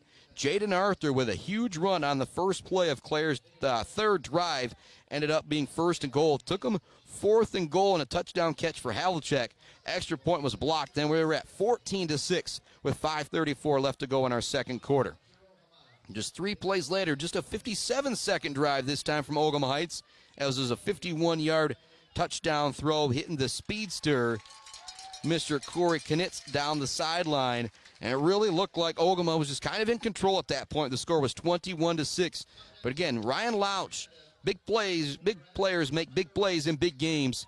And he did it right. 90-yard kickoff return for touchdown to get Clare right back in the game, not just score-wise, but momentum-wise as well. Made it 21-13. Then Clare and Ogemaw Heights actually traded stops. Yeah, Clare got a 3-and-out. Ogemaw Heights got, well, a 6-and-out, you could call it. Clare picked up 1 first down. and another 44-yard, another touchdown throw and a long one as Knitz has 95 yards, 2 touchdowns on 2 receptions. But then a really strange decision from Ogemaw Heights. With 1:04 left to go in the first half, up 28-13, they decide to kick an onside. It was recovered. I believe it was actually Conan Weeks who recovered it, and he ultimately caught a touchdown 5 plays later. 2-point conversion was no good. Our score 28-19, and that is how we got here. A whole lot of stuff happened kind of late in that second quarter, I feel like, but this one has been as good as advertised. Just kind of what we expected with these 2 undefeated teams kind of coming into this game. The Jack Pine Conference going through this game, or the Jack Pine 1 Conference essentially going through this game. Don't tell Standish Sterling I said that. But our halftime score here at the Gates Sterling and Service halftime report, 28-19. Pioneers trail Ogemaw Heights. They've trailed at the half to Gladwin. They know how to respond. They know how to come back. Let's see if they can do it in the second half. We're going to hear from our friends at Isabella Bank, the MHSAA, and then we're going to head on to This Week in MHSAA Sports with John Ross. We'll come back. I'll tell you what I think this Clare Pioneer team needs to do to win this game in the second half. It's time for This Week in MHSAA Sports with John Ross after hearing from our friends at Isabella Bank. Elevate your banking experience. Isabella Bank is your local banking partner. We understand the importance of personalized service, providing solutions that fit your unique needs. When you bank with us, together we can drive positive change and build stronger communities. Experience banking redefined. Make the switch today and experience banking that goes beyond. Isabella Bank. Local. Growing. Staying. Member FDIC Equal Housing Lender. We are the MHSAA, a collection of 750 high schools and 750 middle schools. From Temperance to Copper Harbor, from New Buffalo to Alpena. Each year, more than 250,000 students play one of our 28 sports. More than 1.5 million fans attend our postseason games. There are 30,000 coaches and 8,000 officials, not to mention all of the volunteers. The MHSAA believes in the 4 S's. School sports should be safe and kept in the appropriate scope. We believe nothing beats great sportsmanship, and that scholarship in the classroom is more important than excellence on the field or court. Most of all, we believe school sports should be fun. So come out and join us at a game. Support your school, support your community, and come see what the excitement is all about. 11 years and counting on the NFHS network, and a wild shootout in DeWitt.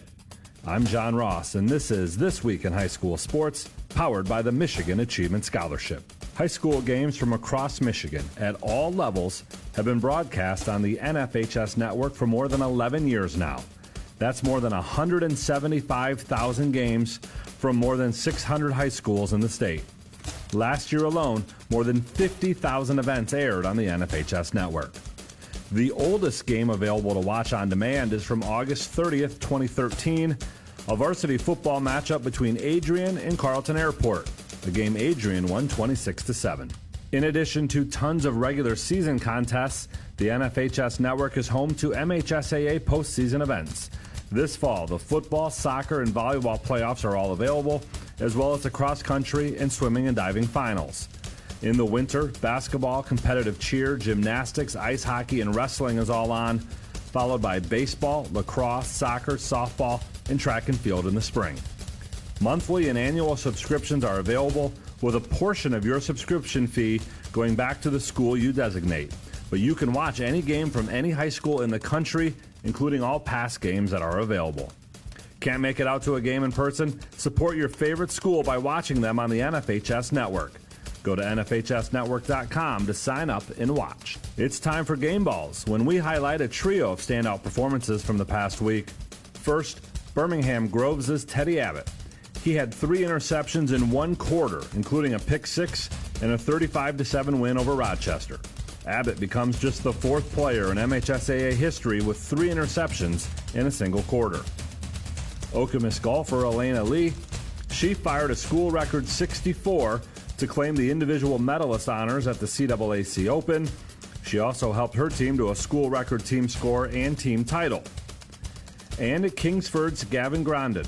He had an 86-yard kickoff return for a touchdown as the Flivers knocked off Negaunee, avenging last season's loss to the Miners. Graduating seniors could qualify for a tuition-free skill certificate or associate degree through the new Community College Guarantee, no matter their GPA or your household income. Or if your child plans to attend a 4-year university or career school, the Michigan Achievement Scholarship Program has them covered. They could get up to $27,500 toward a bachelor's degree or up to $4,000 for career training. Complete the FAFSA to get started at mi.gov/achievement.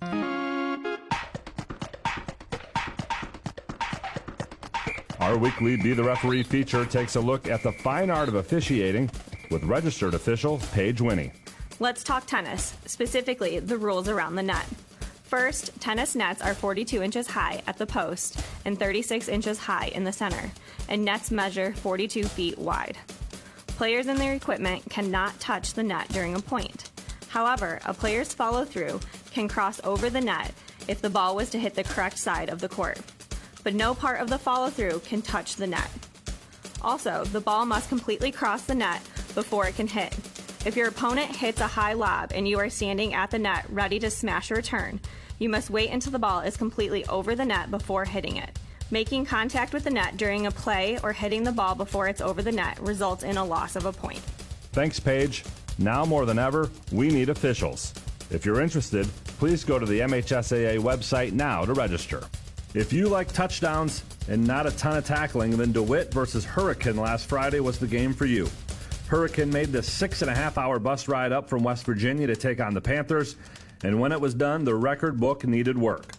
DeWitt won 70-63. Yes, there were 19 total touchdowns scored in this one. That's a touchdown every 2.5 minutes. The game was tied 7 times, and there were 7 lead changes. Hurricane jumped in front on the game's first play, a 90-yard touchdown pass. DeWitt battled back to take a 21-20 lead after the first quarter. It was tied at 35 at half, tied at 49 after 3, and both teams had fourth quarter leads. DeWitt's Elliott Larner ran for 279 yards, a new school record, and 5 touchdowns. The 70 points is a new school record, set just 3 weeks after scoring 69 in a season-opening win against Hazlitt. And on the other end of the scoring spectrum last week, Midland Dow knocked off Bay City Western 3-2. You've been listening to This Week in High School Sports, powered by the Michigan Achievement Scholarship, a production of the MHSAA Network. Thanks for joining us. I'm John Ross, and we'll be back next week. Hey, Rowan, want to toss the ball around? No thanks. A quick game of chess? Maybe later. Want me to teach you to ride a bike? Papa, we did all that when I was little.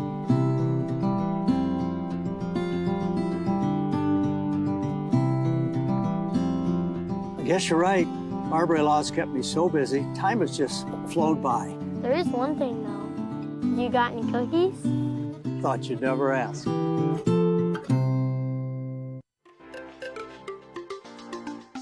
For over 4 decades, ENS Graphics has delivered confidence, trust, and peace of mind by providing their customers with expert service and using state-of-the-art technology. We all know in sports, what's on the inside counts the most. But when it comes to your business, school, organization, what's on the outside does matter. If your business needs anything printed, ENS Graphics can do it. If you want your club, team, organization to look good, ENS can help with that. They take your vision and make it their mission.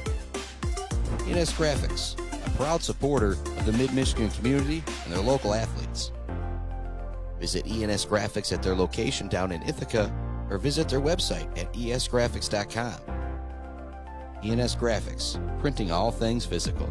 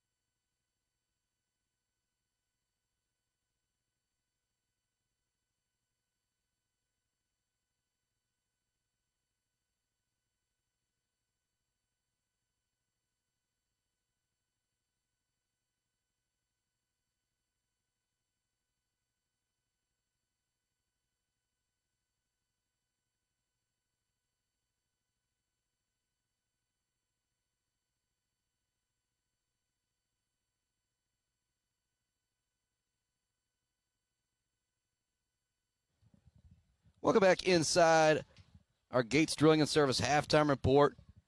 Right now out there on the field, homecoming court being announced. Congratulations to all those folks. This guy back in his high school days, I don't think he went to homecoming, but maybe once or twice he was getting out, kind of out getting himself in some trouble. Couple score updates going around. 17-0. Ooh, another score update. Sorry, I went pause there because Bubba McClain just texted me. Oilers rolling in Bay City. They're up 42-0 over Bay City Central. Last I heard, Ithaca Yellow Jackets all over Hemlock. It was 24-0 there, and it was still the first quarter. So Ithaca looking to stay undefeated, go to 5-0, and maybe another running clock in their future. At halftime, Midland Bullet Creek is up on Shepherd 17-0. One big score concerning this game, Gladwin is on top of Standish Sterling 20-6. And so you talk about this game being for the Jack Pine Conference. That kind of says it right there.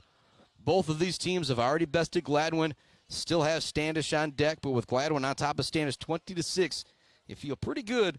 I'll say it again about this game kind of going through, or this game is where the Jack Pine 1 championship is going to go through. So we're going to take another break here on our Gates Drilling and Service halftime report. We'll come back and talk about what I think the Pioneers need to do to come back and win this one in the second half as they trail 28-19 here on the Gates Drilling and Service halftime report. Back with more right after this on the Mid-Michigan Sports Network.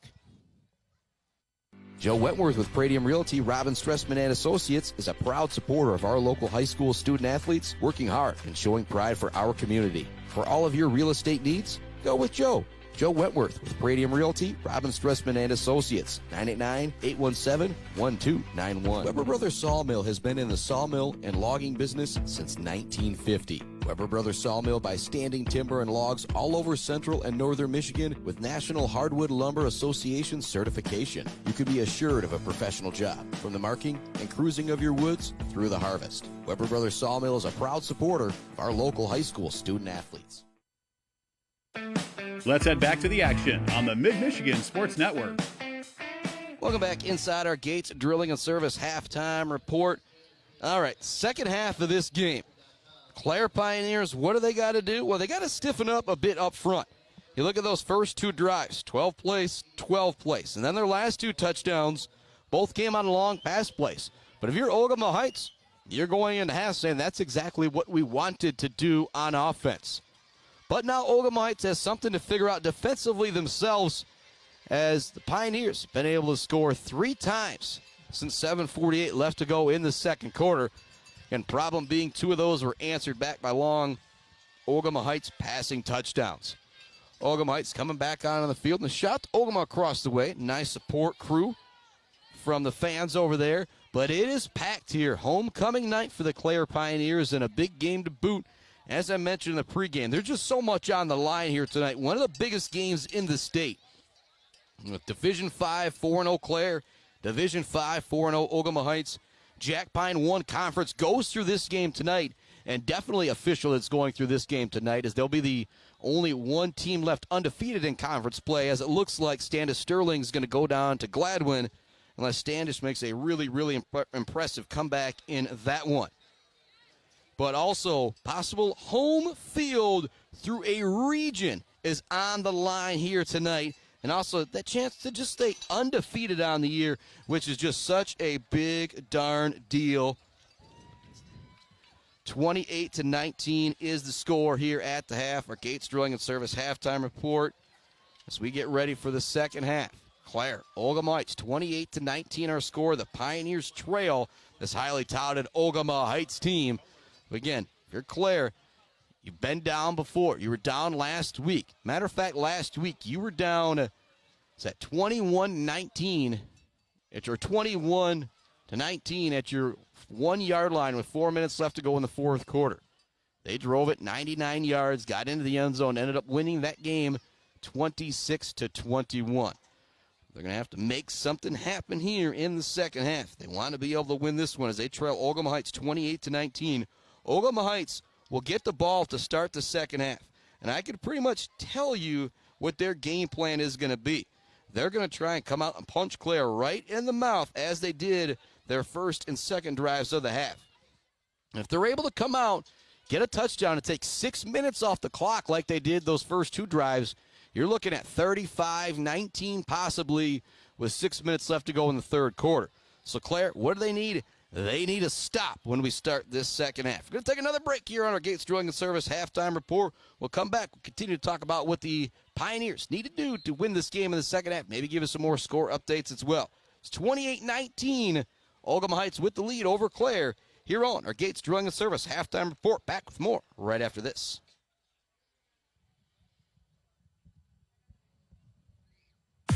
Block Electric Company is a proud supporter of local schools and high school student athletes, learning skills in and out of the classroom to lead our communities tomorrow. Good luck to all student athletes from Block Electric, and go Aggies! The Diner, where homemade favorites come to life every day for breakfast and lunch. From fluffy pancakes to savory sandwiches, The Diner has your cravings covered. Discover the perfect blend of comfort food and camaraderie at The Diner.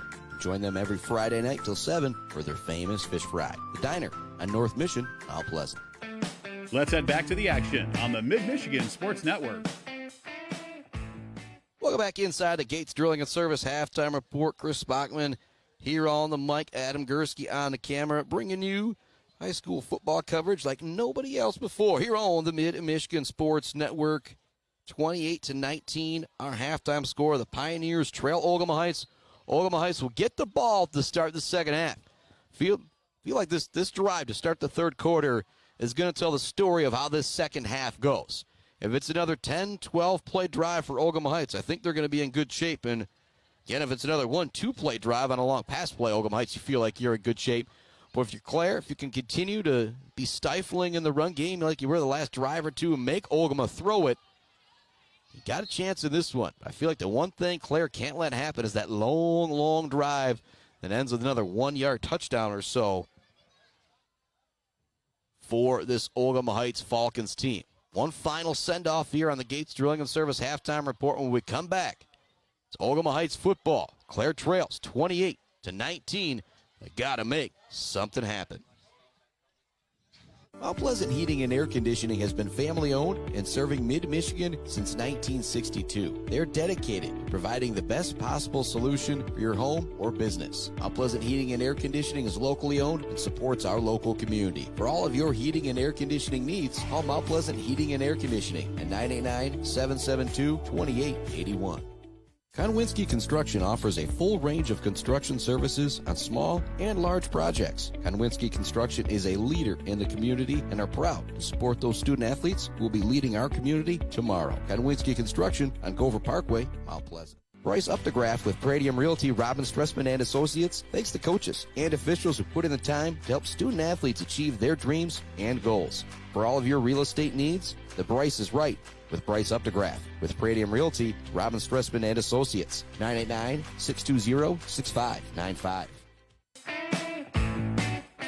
Back to the action on the Mid-Michigan Sports Network. Welcome back inside our Barberry Law Studios, built by Konwinski Construction. Big shout out to all of our friends making it possible for us to be here to bring you these high school football games. Bird All-American Grill post-game show coming up. We talked about that J&J Auto Collision Report a couple times. Shout out to Mount Pleasant Heating and AC, ENS Graphics, G&S Mechanical, Mumford Oil and Gas Supply. Talk about the assist of the game.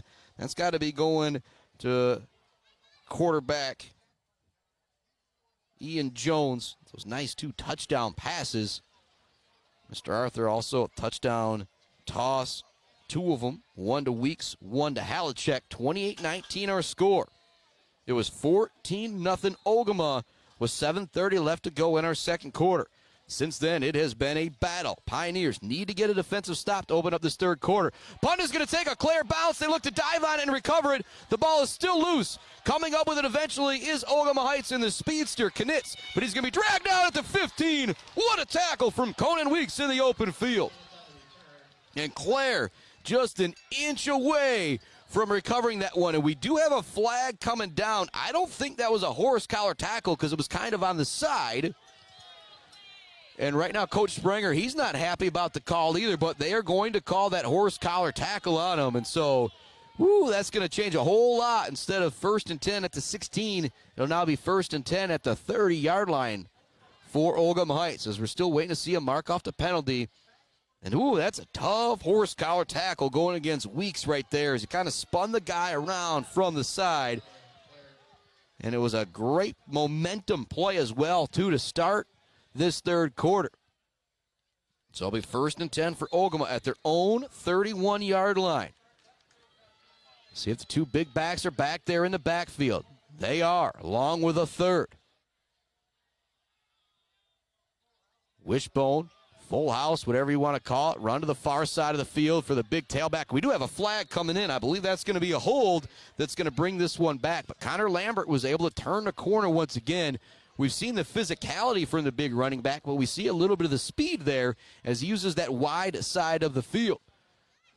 Again, we did have a flag coming in from the backside where you usually see a hold. So still waiting on the signal from the official here, but it does look like the hold occurred near the 1st down yard marker.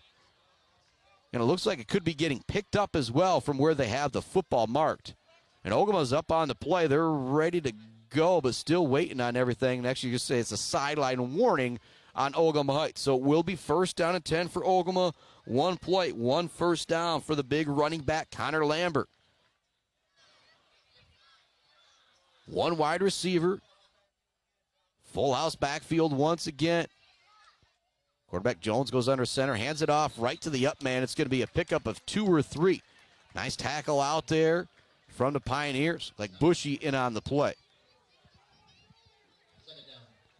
Call it 2nd and 7. But again, if you're Ogemaw Heights, you're not scared of this 2nd down and 7, 3rd down and 4, because if you get it to 4th and 1, 4th and 2, you feel confident picking it up pretty much no matter where you are on the field. That's what I've seen from the offense at this point. Full house backfield again with the 3 tailbacks lined up behind the quarterback Jones. One wide receiver here to the near side. They're going to hand it off. Running back's going to be brought down to the backfield. A host of Pioneers there to make the play. Turning the run back inside was Joey Bushy, but Heights and a couple of other Pioneers there to make the play. Here it is, 3rd down and 7 for Ogemaw Heights. These are the situations they don't want to be in. You got to get the stop here if you're Clare. Big moment in this game with 10:44 left to go in our third quarter. The score is 28-19. Ogemaw with the lead. 2 wide receivers. I formation backfield for the quarterback Jones. Fakes it. Now he's going to throw it out here in the flat to Hawk. Chasing, trying to make the tackles Van Bon. Hawk reaches out, trying to get 1st down yardage, but he's going to be stopped short. It's going to be very close, though. I just mentioned it moments ago. If you're Ogemaw Heights, you're not afraid of a 4th and 1. It's going to be 4th down. It's right at midfield. And I think we're going to see Ogemaw go for it here, and this could be one of the biggest plays of the game.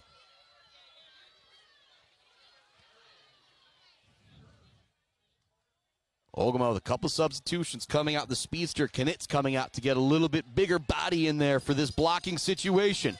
4th down and 1.5. Full house backfield for Ogemaw Heights.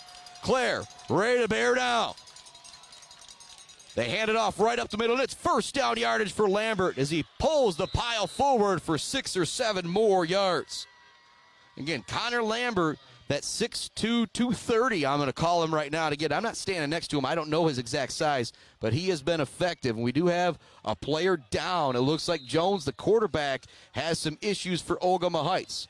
Hopefully that's just cramping for the young man. He is a lot tougher than I am as he gets up and ready to go, but kind of an injury timeout on the field right now. 9:53 left to go in our third quarter. What a ball game it's been. Clare's trailed the entire way. They trailed at 14-0 with 7:48 left to go in our second quarter. Since then, both offenses kind of exploded. Ryan Louch to the 90-yard kickoff return for touchdown. Jaden Arthur with a 50-plus yard run. And 2 long touchdown passes to the speedster, Corey Knitz, who has 2 receptions for 95 yards and 2 touchdowns. Woo! 2 running backs in the backfield. Hawk is now in at quarterback. He looks to run this one all the way to the near side with a couple lead blockers. He's going to be knocked out of bounds by Ethan Reeves, and we have a couple flags coming down on the play. And again, if you're Clare, if this backs up Ogemaw Heights, you got to take advantage of this situation. And these flags right near the line of scrimmage, and so it's going to be probably 1st and 18, 19, or 20 now for Ogemaw Heights. The first time we've really seen them get back behind the chains. They've had a 2nd and 12, a 2nd and 13, but nothing like a 1st and 20. 6th play of the drive coming up for Ogemaw Heights. 9:37 left to go in our third quarter.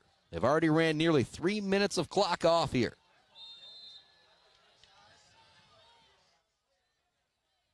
Hawk remains in at quarterback. He goes under center. 2 running backs behind him are Marshall and Lambert. Marshall gets it. Chase Randall there to grab a hold of him and bring him down right away. Gets help from a couple other Pioneer players as well. But Chase Randall, not by that Weber Brothers Sawmill timber of the game, he's going to be one of my favorite linemen all year, because when you make that sacrifice for your team, you go from wide receiver to right tackle. That's just pretty darn cool. In Spock's unofficial stats here, 8th play or so of the drive coming up.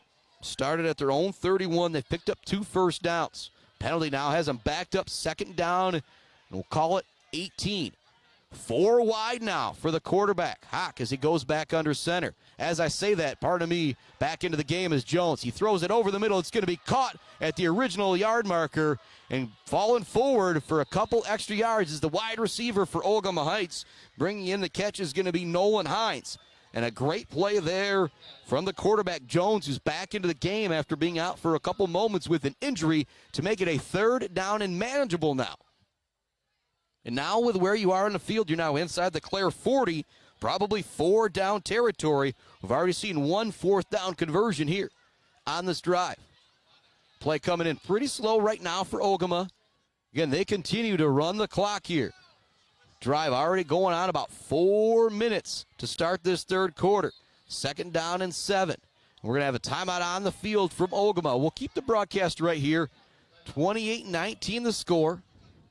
They've got it listed as 2nd down and 7 right now, but I thought it should be 3rd down. But again, it was a nice pass completion there in the last one, and they know more than I do down there on the field. There they did change it to 3rd down and 7. Maybe I do a little bit more than I'm giving credit for.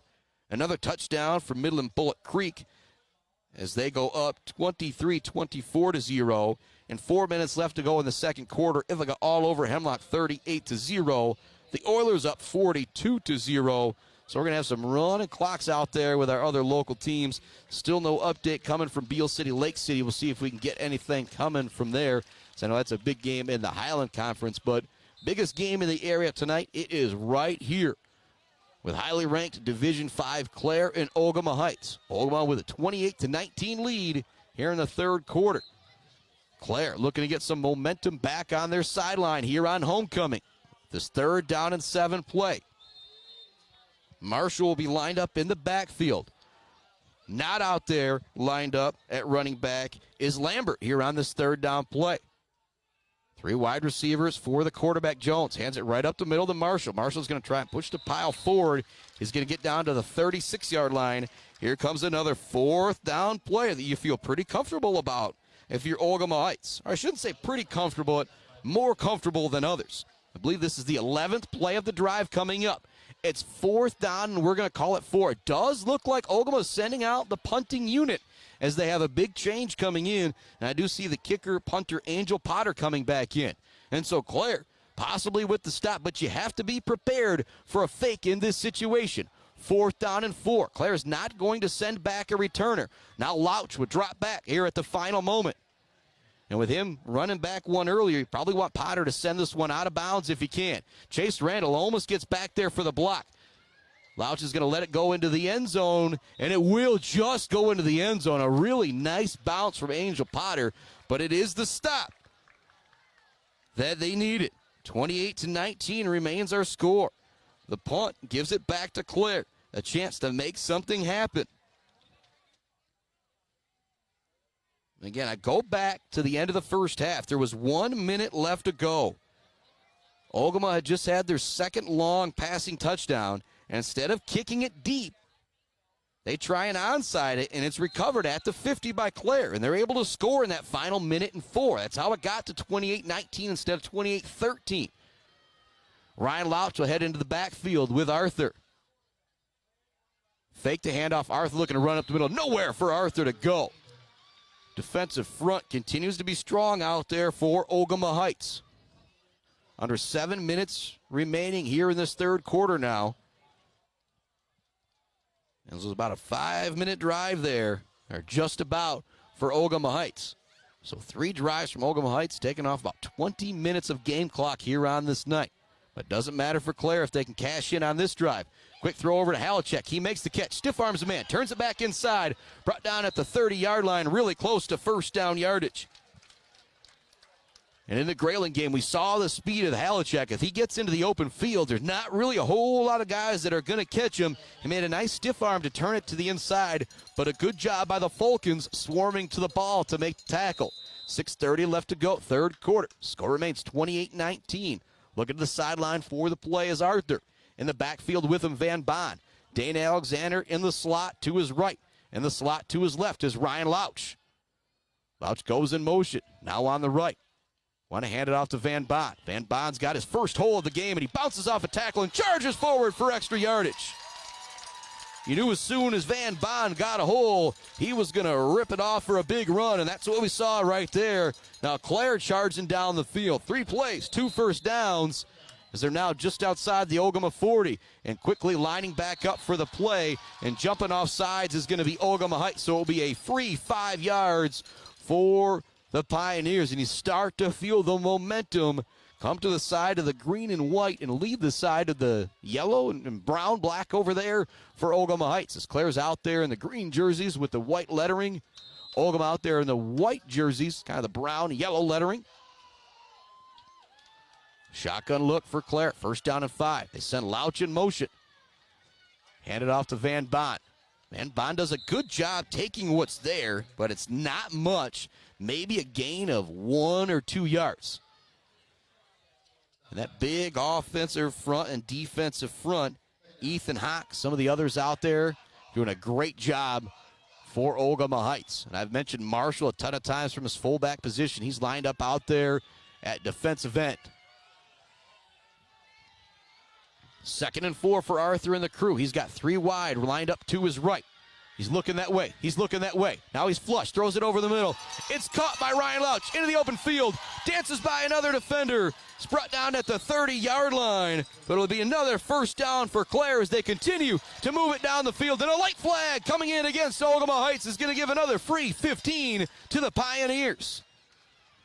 5:10 left in the third quarter. 28-19. Ogemaw still with the lead. But right now, Clare is rolling, and anytime you can get the ball in the hands of Ryan Louch in the open field, he's going to make something good happen. Coming to you live from the Barberry Studios, built by Konwinski Construction. Big shout to Gates Drilling and Service, halftime report, halftime sponsor, big supporter of everything we do here. We have that Bird All-American Grill post-game show coming up with our Bills Custom Fab fabrication of the game, the Zaid Batchelder baller of the game, the Weber Brothers Sawmill timber of the game, Mumford Oil and Gas Supply assist of the game, and all that stuff as we continue to give our sponsors all the love that they deserve for making it possible to bring you high school football here on the Mid-Michigan Sports Network. 3 wide to the right for Arthur. To his left is Halachek. In the backfield is Aiden Van Bond. They fake it to Van Bond, looking to throw it in the flat. It's caught by Louch, but he's going to be brought down for a loss on the play. It's going to only be a loss of 1, as he didn't go down, just kind of dragged further and further back on the play. 3 first downs picked up on this drive for Clare that started at their own 20-yard line after getting the stop after an 11-play drive from Ogemaw Heights. There's 4:44 left to go in our third quarter. 2nd and 12 now, we'll call it for the Pioneers. In the slot to the left of Arthur is Ryan Louch. He's looking that way. It's going to be incomplete. Louch and Arthur not on the same page that time, as Louch wasn't looking for the throw. So bring up 3rd down and 12 for the Pioneers. Definitely in 4-down territory here. A field goal in this situation, though, would be a big deal. He'd be looking at about 37-yarder or so. And that's a really long high school field goal for Dane Kruskamp and the crew. Play coming in from the sideline. Everybody's ready to go. It's Louch and Halachek to the left of Arthur, lined up at wide receiver. Arthur rolling that way, throws it long. Louch dives and makes the catch. They're going to say it's incomplete at the 5. Ooh, a tough call going against the Pioneers, and I'm sure Louch knocked the wind out of himself on that one. But what an effort from Ryan Louch.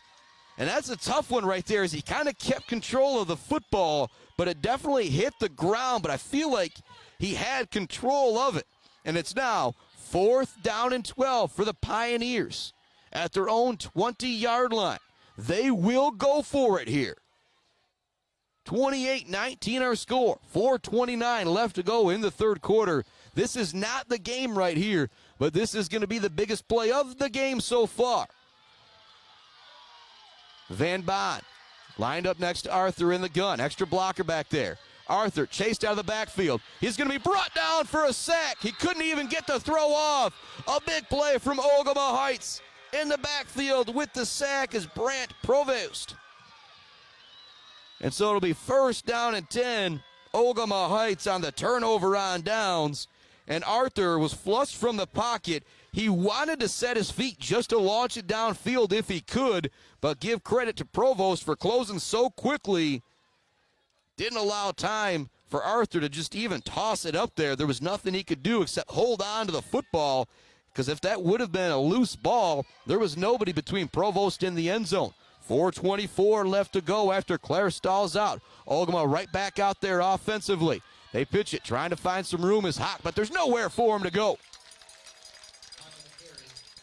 Defense is kind of woken up a little bit here in this third quarter for the Pioneers. Again, it was bend, don't break on the last drive. Actually, I continue to say Clare makes a nice play, a good tackle, but that offensive line, those running backs, they just continue to fall forward. That's going to end up being a gain of 2.5 or so there on that play. And the clock continues to move. We're already under 4 minutes remaining here in the third quarter. 2nd down and 7. In the backfield are the two big guys, Marshall, Lambert. They were dominant in that first quarter. They fake it one way, and then they go to Lambert. Lambert just carries tacklers with them for 8-9 yards.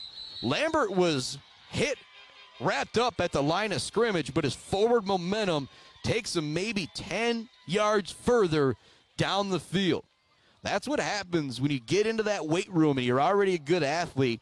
I would not be surprised if Mr. Lambert is squatting 500, 600 pounds, because that was just a big run right there from a big high schooler, Lambert. And Lambert only a junior, so is Calvin Marshall. Physicality that those two are showing. It's crazy to think that those two are only juniors. Also only a junior, the speedster Corey Knitz, who's got 2 receptions for 95 yards and 2 TDs. They're looking to throw it again. They throw it to Knitz. He makes the short catch before he scampers out of bounds on the first down play to bring up 2nd down and 3. That does stop the clock for just a moment.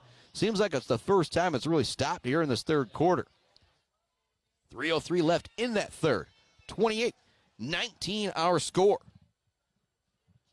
Clare looking to the sideline. A few hands on hips, hands on knees out there, but that Clare defense has spent a lot of time out on the field. You can't really blame them. 2nd down and 3 coming up. Full house backfield. They hand it off to the middle running back, and a big hole there for Marshall. He's inside the 30, dances away from another tackler. A touchdown saving tackle, I believe, from Heights, but a big time run there for Ogemaw Heights. And that's what you've been avoiding if you were a Clare. You've been getting that stop after 2 or 3 yards, but those big running backs continue to churn those legs, and that's the longest run we've seen from Calvin Marshall. So we'll talk about that Weber Brothers Sawmill timber of the game. Calvin Marshall, from his fullback position, what he has done blocking for his teammates, in particular Connor Lambert, has been big time tonight, but that time he carries the football for a big gain. Full house backfield once again. They hand it off. Lambert looking to get that edge. He's got to turn it inside.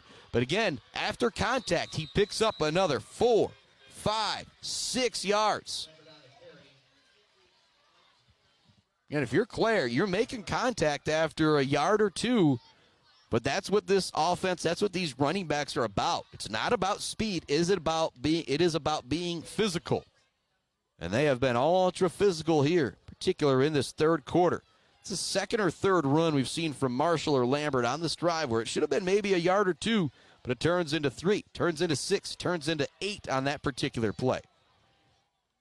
Run right up the middle for Lambert this time, and he's got first down yardage again for Ogemaw Heights.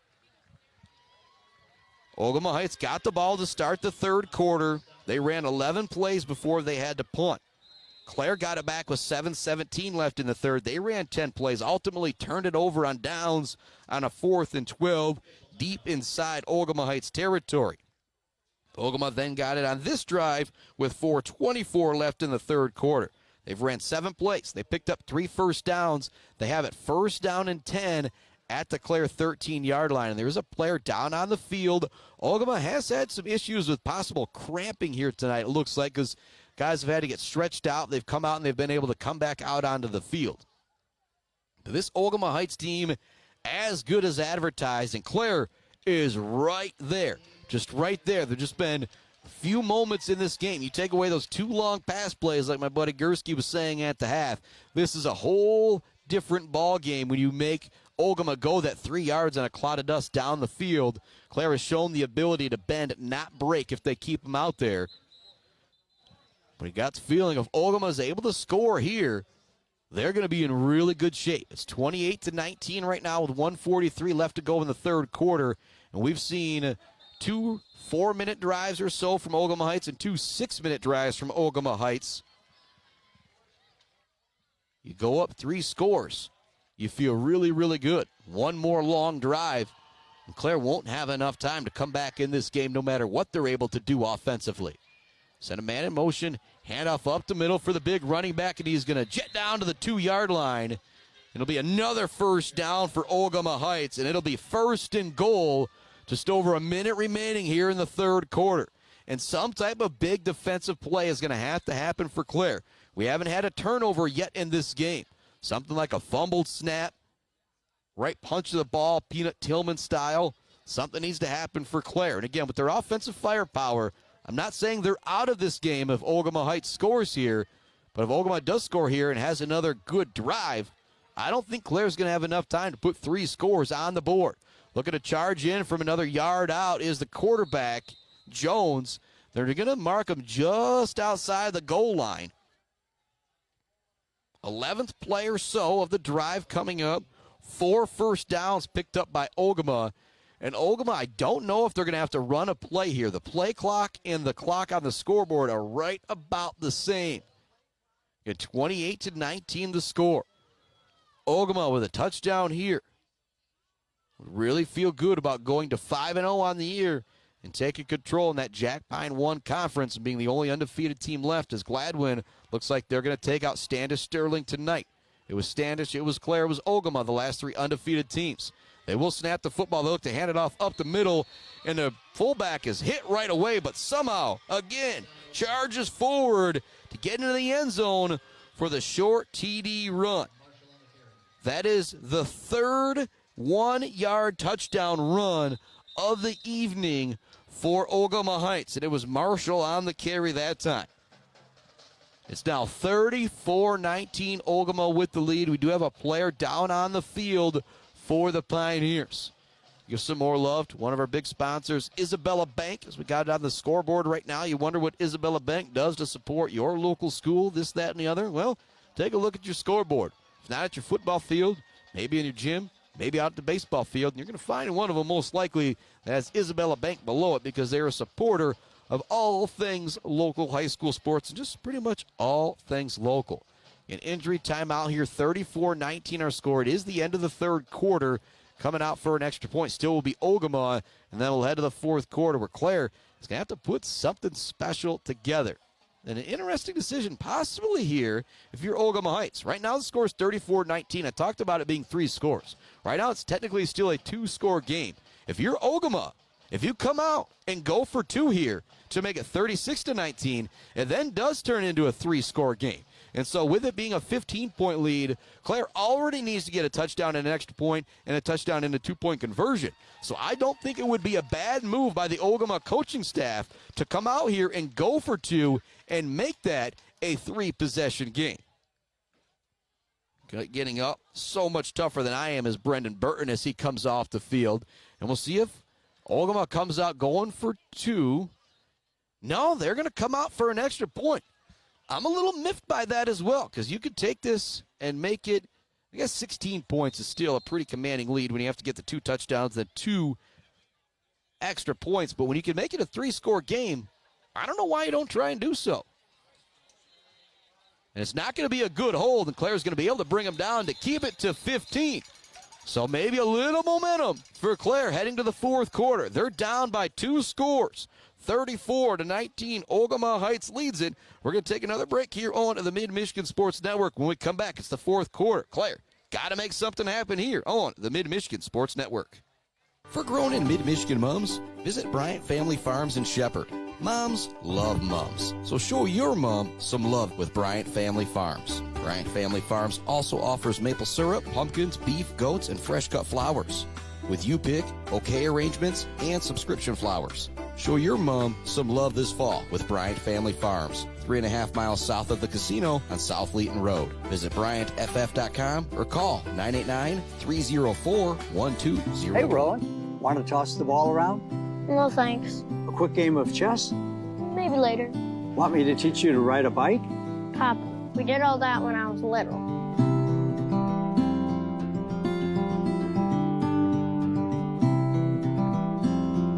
I guess you're right. Marbury Law's kept me so busy, time has just flown by. There is one thing, though. You got any cookies? Thought you'd never ask. Let's head back to the action on the Mid-Michigan Sports Network. Welcome back inside the Mid-Michigan Sports Network. 34-19 our score. Ogemaw Heights with the lead over Clare. Clare's got to make something happen, and they've got to make it happen in a hurry. The story of this game is 10-play drives. Clare's got one 10-play drive that came up with a touchdown. Ogemaw Heights has 4 10-play drives in this ball game. You average out one 10-play drive a quarter, I'm going to give you a team that's going to win a whole lot of football games. Right now, Ogemaw in control, up 34-19. Start of the 4th quarter.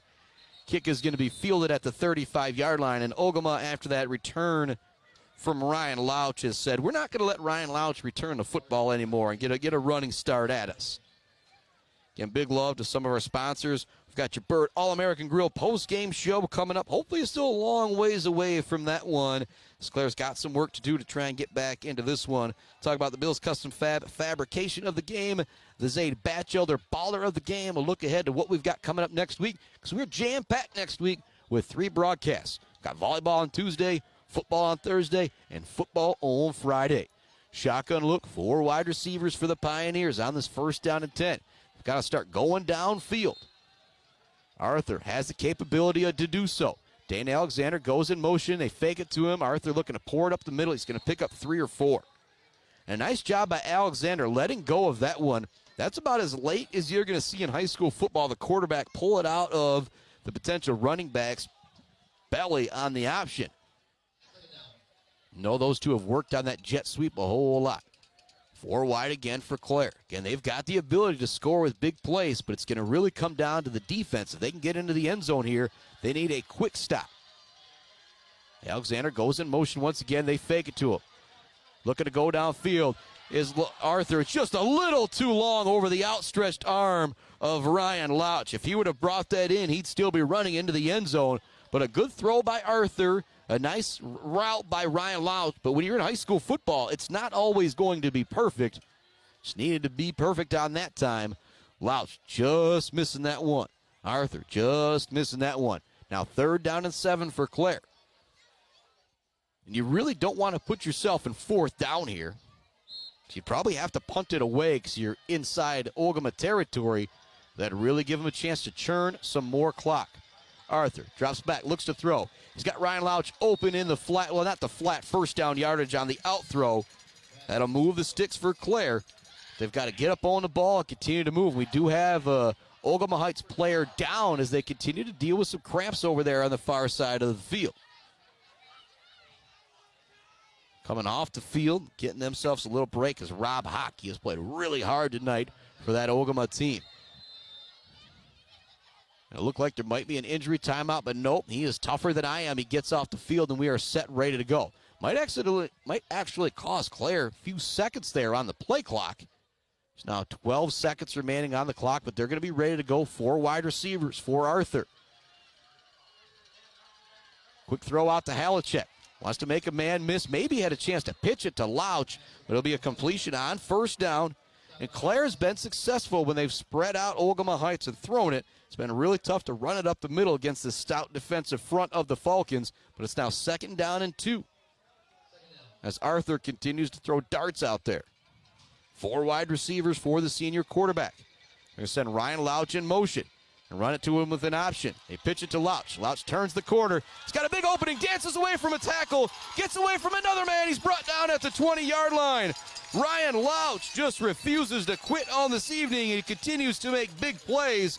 Arthur took a big hit in the backfield, but again, he's a lot tougher than I am. He's up at the line of scrimmage, ready to go. 4 wide receivers set again for the Pioneers. Van Baan, Arthur in the backfield. Lined up in the slot to the right of Arthur is Ryan Louch. Line up just outside the hash to the right is Jacob Halachek. They send Dana Alexander in motion. They're going to run it with an option to Alexander. Now here to the near side. Alexander is going to get down to the 15-yard line before he's brought down. Clare really moving the football right now and moving it in a hurry. Just what they need to do. Trailing by 15 here in the 4th quarter. It is 34-19. Ogemaw with the lead, but Clare refusing to go away here on this beautiful homecoming night. Late in September in the Gateway of the North. Clare, Michigan at Brookwood Park. Arthur's going to change the play at the line of scrimmage. 2nd down and 3 at the 14. They send Louch in motion. They're going to run the option with him that way. It's a low pitch. He's able to get it. Louch trying to turn the corner. Gets away from a foot tackle, but then there's 2 more Falcons waiting there to bring him down. Louch got away from the initial man, but wasn't able to get away from that 2nd, 3rd, and 4th defender. It's now 3rd down and 3 at the 14-yard line. 9:20 remaining in our 4th quarter. Again, if you're Clare, you got to do it, and you got to do it in a hurry because the way Ogemaw has been able to move the football on the ground, you know they are going to churn some clock on their next possession. Arthur's going to roll to his right. Throws it out in the flat. It's going to be too tall, incomplete. 9:09 left to go. 4th down and 3 for the Pioneers at the Ogemaw 14-yard line. They trail it by 2 scores with 9:09 left to go in the 4th quarter. Seems like every time Ogemaw might have a chance to take control in this game, Clare comes back and is ready to say, hey, we're not done yet. We are going to continue to fight. 34-19 our score, 9:09 left to go. A big 4th down play when we come back. Really tough decision for the Pioneers here. Probably going to go to the air, probably going to see Arthur roll out, try and throw something. I imagine it's going to be going either to Louch or Halachek. When those two are lined up on the same side of the field, it's really where Arthur wants to go. But also Weeks, Alexander have made some nice plays tonight as well for the Pioneers. 34-19 our score. End of the 3rd quarter. Midland Bullet Creek leads at 24-0. Again, it's a running clock for the Oilers. It's a running clock for the Ithaca Yellow Jackets. So they haven't gotten anything quite coming from Sacred Heart and Beale City. If we get those scores, we will update you on that. Big 4th down play coming up. It's going to be Van Baan, Arthur in the backfield. This isn't the game, but it is the game right here on this 4th down play. Arthur, drop back, looking to throw, throws it over. Caught by Conan Weeks for 1st down yardage as they keep the drive in the game alive. Now 9 plays or so on this drive. That is the 3rd 1st down. It's going to be 1st and goal for Clare. 9:03 left to go in this game. Pioneers trail by 15. They need a touchdown and an extra point. They need a touchdown and a 2-point conversion just to tie this one up. Getting scores hasn't been the problem for Clare since midway through the 2nd quarter. It's been more about getting defensive stops. Aiden Van Bond gets the handoff. He's going to get inside the 5-yard line, brought down at the 4, as this is now the 11th play or so coming up for the Pioneers on this drive. They got it to start this fourth quarter. Trying to work in a hurry to get into the end zone to put that stress back on the Ogemaw Heights offense. Last time Ogemaw had it, they went 11 plays and a short 1-yard touchdown run for Marshall. Send Weeks in motion. Handoff up the middle. Nowhere for Van Bond to go. Great job by that Ogemaw Heights defensive front. Said that a bunch of times tonight. It's going to bring up third down and goal. And again, one of the big things, if you're Ogemaw right now, when you get those stops, it's another 15. It's another 20 seconds that's coming off the clock. Looking to the sideline for the play is Arthur. He's going to have those 2 wide receivers that I've talked about. Louch in the slot. Halachek lined up wide to his right. Also lined up to the right is Van Bond. They're going to roll that way. Louch looking for him. Looking for him. In the back of the end zone. Touchdown! Jacob Halachek from Jaden Arthur. It was good coverage from Ogemaw Heights, but you can't cover a guy for 8-9 seconds, and Arthur did a great job dancing around until Halachek could come open in the back of the end zone, and he's able to catch it for the TD. It is now 34-25 in a very, very important extra point coming up here for the Pioneers because they trail by 9. You still need a touchdown and a 2-point conversion if you get this. It's a high snap. The kick is up, and it's good! It hits the upright and goes through. 35-24 is our score with 7:53 left to go in the fourth quarter. We will keep the broadcast right here. Clare refusing to go away here on homecoming night.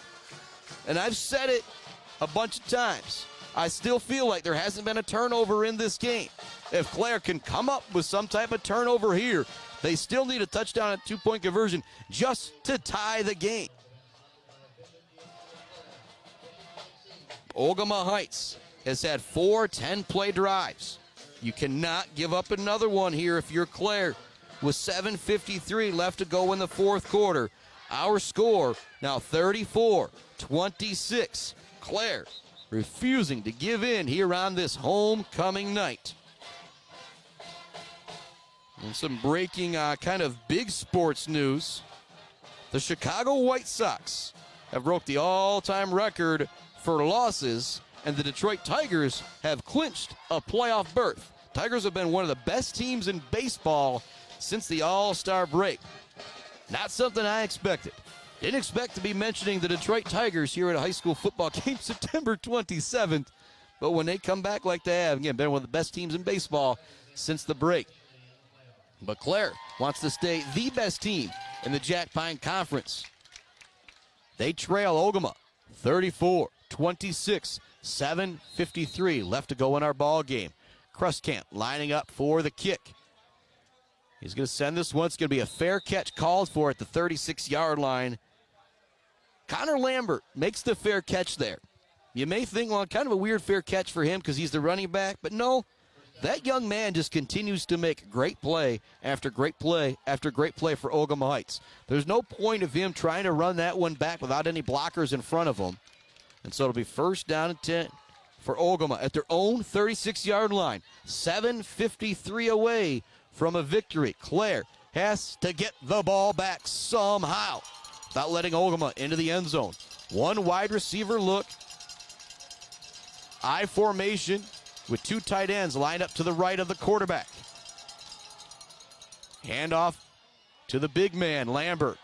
Again, he charges forward for first down yards. The ball came loose, but Ogemaw was able to pick it up. And again, dealing with cramps out there is Connor Lambert. Connor Lambert is one of the toughest kids I have ever seen playing high school football. He has just been absolutely a force out there tonight, and he's had to come out of the game a number of different times dealing with cramping issues that will stop the clock, but it's one play, one first down, and the ball in your midfield for Ogemaw Heights. But if he does have to come out of the game, he's been their best player offensively. You would love that if you're Clare. Have to come out for at least one play here. 7:46 left to go. Ogemaw has the ball at the Clare 46-yard line. Clare's got 2 timeouts remaining. Ogemaw still has all 3 of their timeouts remaining. 34-26 the score. And coming off the field a little gingerly there is the big running back Lambert. Now see, it's not going to be Marshall will stay in at fullback, and now lined up as the deep back is going to be Rob Hawk. Hawk has been good, but he hasn't been anywhere near as effective as Lambert. Lambert has picked up pretty much 5 yards after contact on every carry he has had. Hawk gets the handoff, looking for some room to the right side. Big hole, gets away from one tackler, now brought down to the 30-yard line.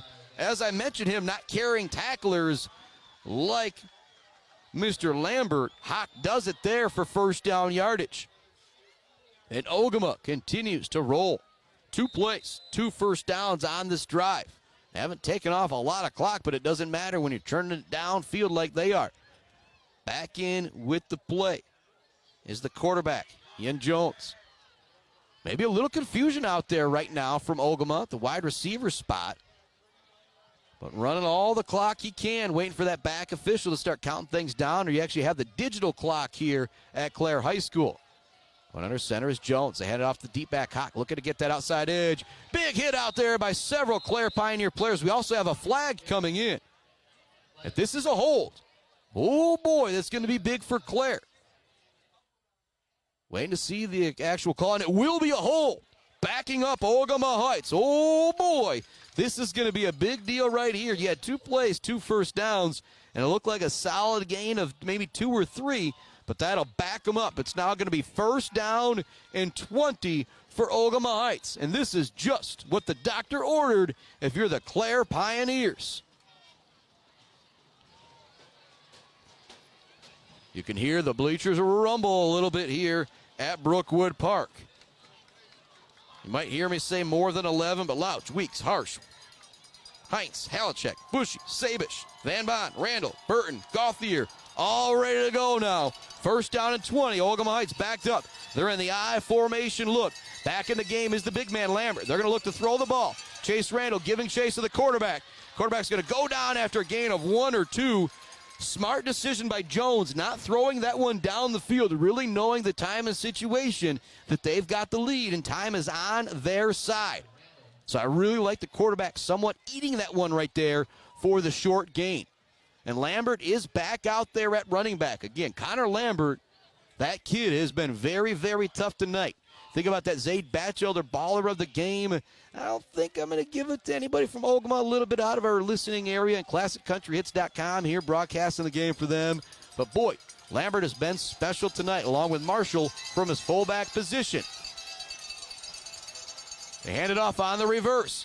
Some open field out there for the running back, or I guess the wide receiver, Knitz, but he's swung down. It's going to bring up 3rd down and 9.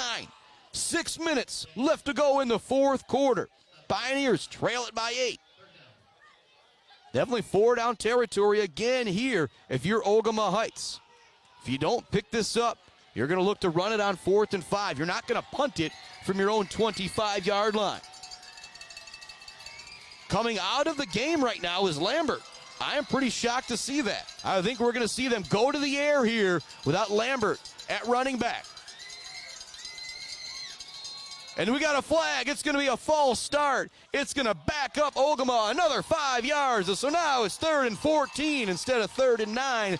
5:39 left to go in our 4th quarter.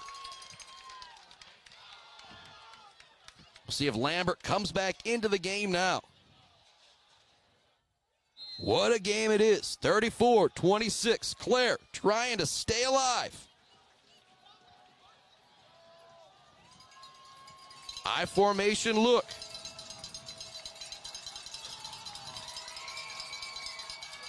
Dropping back, looking to throw. It's going to be incomplete. It's going to bring up 4th down and a mile. And a big decision here for Ogemaw. Again, I don't think you punt the ball, but if you could pin Clare back deep, and I don't know about the decision to throw it there if it's going to be 4-down territory. But again, Coach Miller, much smarter than I am. He's got his team 4-0, looking to go 5-0 on the year. And it does look like they're going to punt it away. And the ever-dangerous Ryan Louch back deep to receive it. Very odd situation here. The first down marker's at the 21. You usually don't see a punt. It's a low snap. They're going to look to go with the coffin corner. Louch is going to let it go into the end zone for a touchback. And so last week, Clare was down down 2 with 4 minutes left to go, 99 yards to go. Now they are down 8. They've got 80 yards to go. After that, they will still need a 2-point conversion. There's 5:34 left to go in our fourth quarter. Clare has trailed all the way in this one. It was 28-19 at the half. It was 14-0 midway through the second quarter. Clare battled back, had to come from behind a win last week against Gladwin on the road. Now looking to do the same thing here on homecoming night. 3 wide to the right of Arthur. 1 to the left. That one is going to be Mr. Ryan Louch. Halchek already with 2 TD receptions here today. Arthur drops back, looking to throw. He wants to go long to Louch. It's going to be caught by Louch at the 50. He absolutely mossed the safety on the play. It was double coverage, but Ryan Louch still went up and got it. Calvin Johnson style for the catch. 1 play, 1 first down, and the Pioneers are already across midfield. 5:29 left to go. It's going to be 4 wide again. It's going to be Weeks, Alexander, and Halachek to the right of Arthur. To the left, it's going to be Ryan Louch. And they've got that safety shaded over there again with Louch, the dangerous wide receiver. They now send Louch in motion, looking to run the option. Louch gets the pitch, turns it inside at the 50, across the 40, tripped up, brought down at the 36-yard line. A great open field tackle from Connor Lambert, who continues to make plays all over the place for Ogemaw. But what a game this is. It's now 34-26. Clare in business in Ogemaw territory. Looking for the almost game-tying touchdown and the possible game-tying 2-point conversion. Clare looking to the sideline for the play. They've got it. The Ogemaw 41, 4 wide. They send Dane Alexander in motion. Handoff to Van Bont. First run we've seen from a while. Van Bont gets away from a tackle at the line of scrimmage and bowls forward down to the 30-yard line.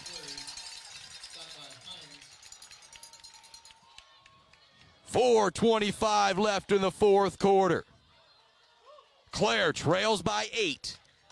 They've got the ball at the Ogemaw 31-yard line, or we'll call it the 30. 4 wide again for Arthur. Lined up in the slot. To his right is Dane Alexander. It's a handoff to Van Bont. Van Bont with nowhere to go on this 2nd down and 3. It's going to bring up a monster 3rd down play. And a late hit coming in, going against Ogemaw Heights. Played a little bit till after the end of the whistle there. Once that whistle's done blowing, you got to pull up. They didn't do so there. It's going to be a free 15 for the Pioneers.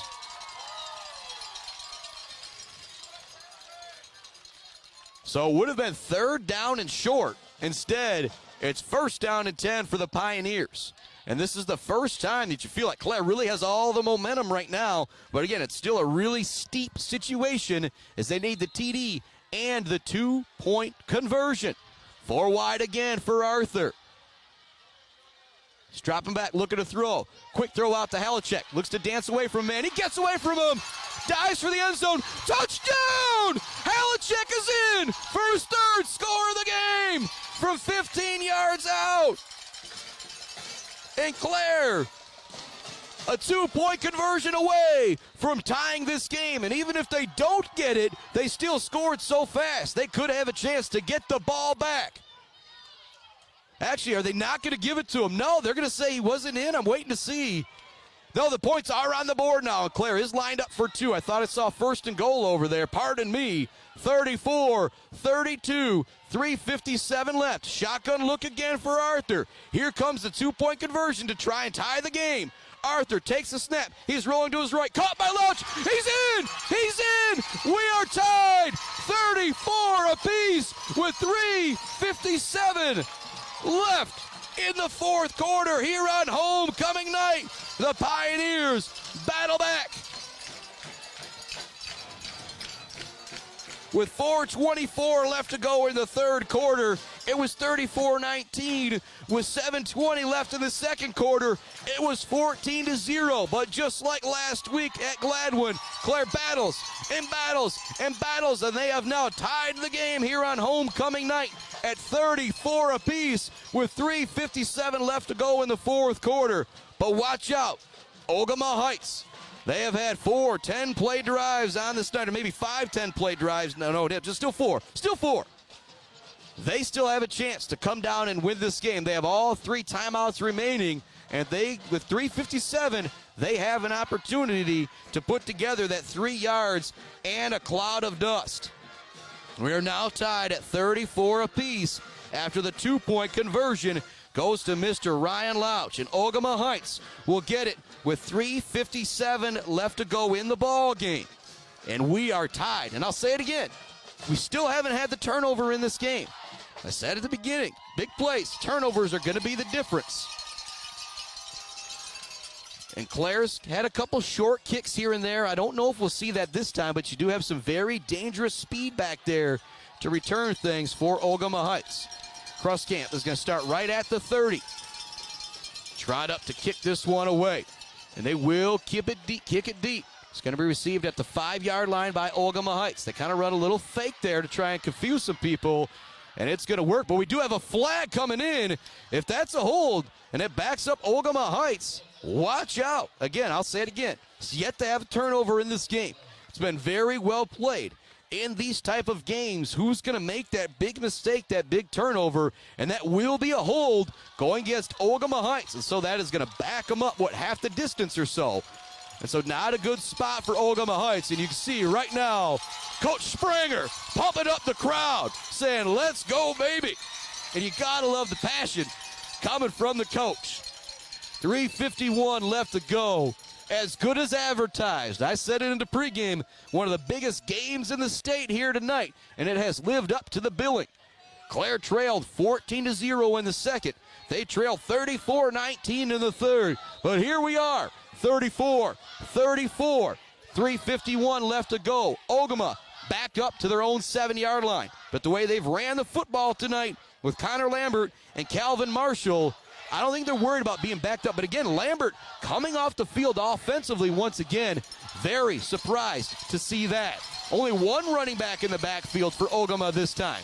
They look to throw it out into the flat. It's going to be complete. And big yardage for Ogemaw as the receiver goes out of bounds near the 20-yard line. So one play, one first down. And Ogemaw feels pretty good about getting out of the shadow of their own goalposts. They've gone to that play a couple different times where they just send the running back quickly out into the flat and throw it to him. And the Clare linebackers, just a long way to go, a lot of traffic to go through to try and get there. First down and 10 at the 20 now. 3:46 left in the fourth quarter. We're tied 34 apiece here on homecoming night in Clare. Barberry Law Studios, built by Konwinski Construction. Now a reverse being ran by Ogemaw Heights. Clare did a good job of reading it. It's still going to be a solid pickup for Ogemaw as they get near the 30-yard line. It's going to bring up second down, I believe. But a nice job by Ogemaw on the misdirection there. The way that they've been able to run the football up the middle, Clare really has to respect that. And not a good spot out there for the running back. It's going to bring up second down, and we'll call it 1.5 yards or 2. And out there just kind of limping, doing everything he can, is Rob Hawk. Been several different quarterbacks tonight for Ogemaw. Hawk is out there. He's a bit hobbled, but he is ready to go. Hands it off to his fullback.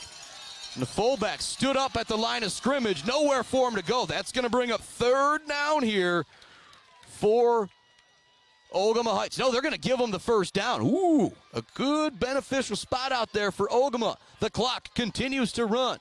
There's 2:52 left to go. Well, the clock will start to run as soon as they get the change set. 2:45 left to go in the fourth quarter.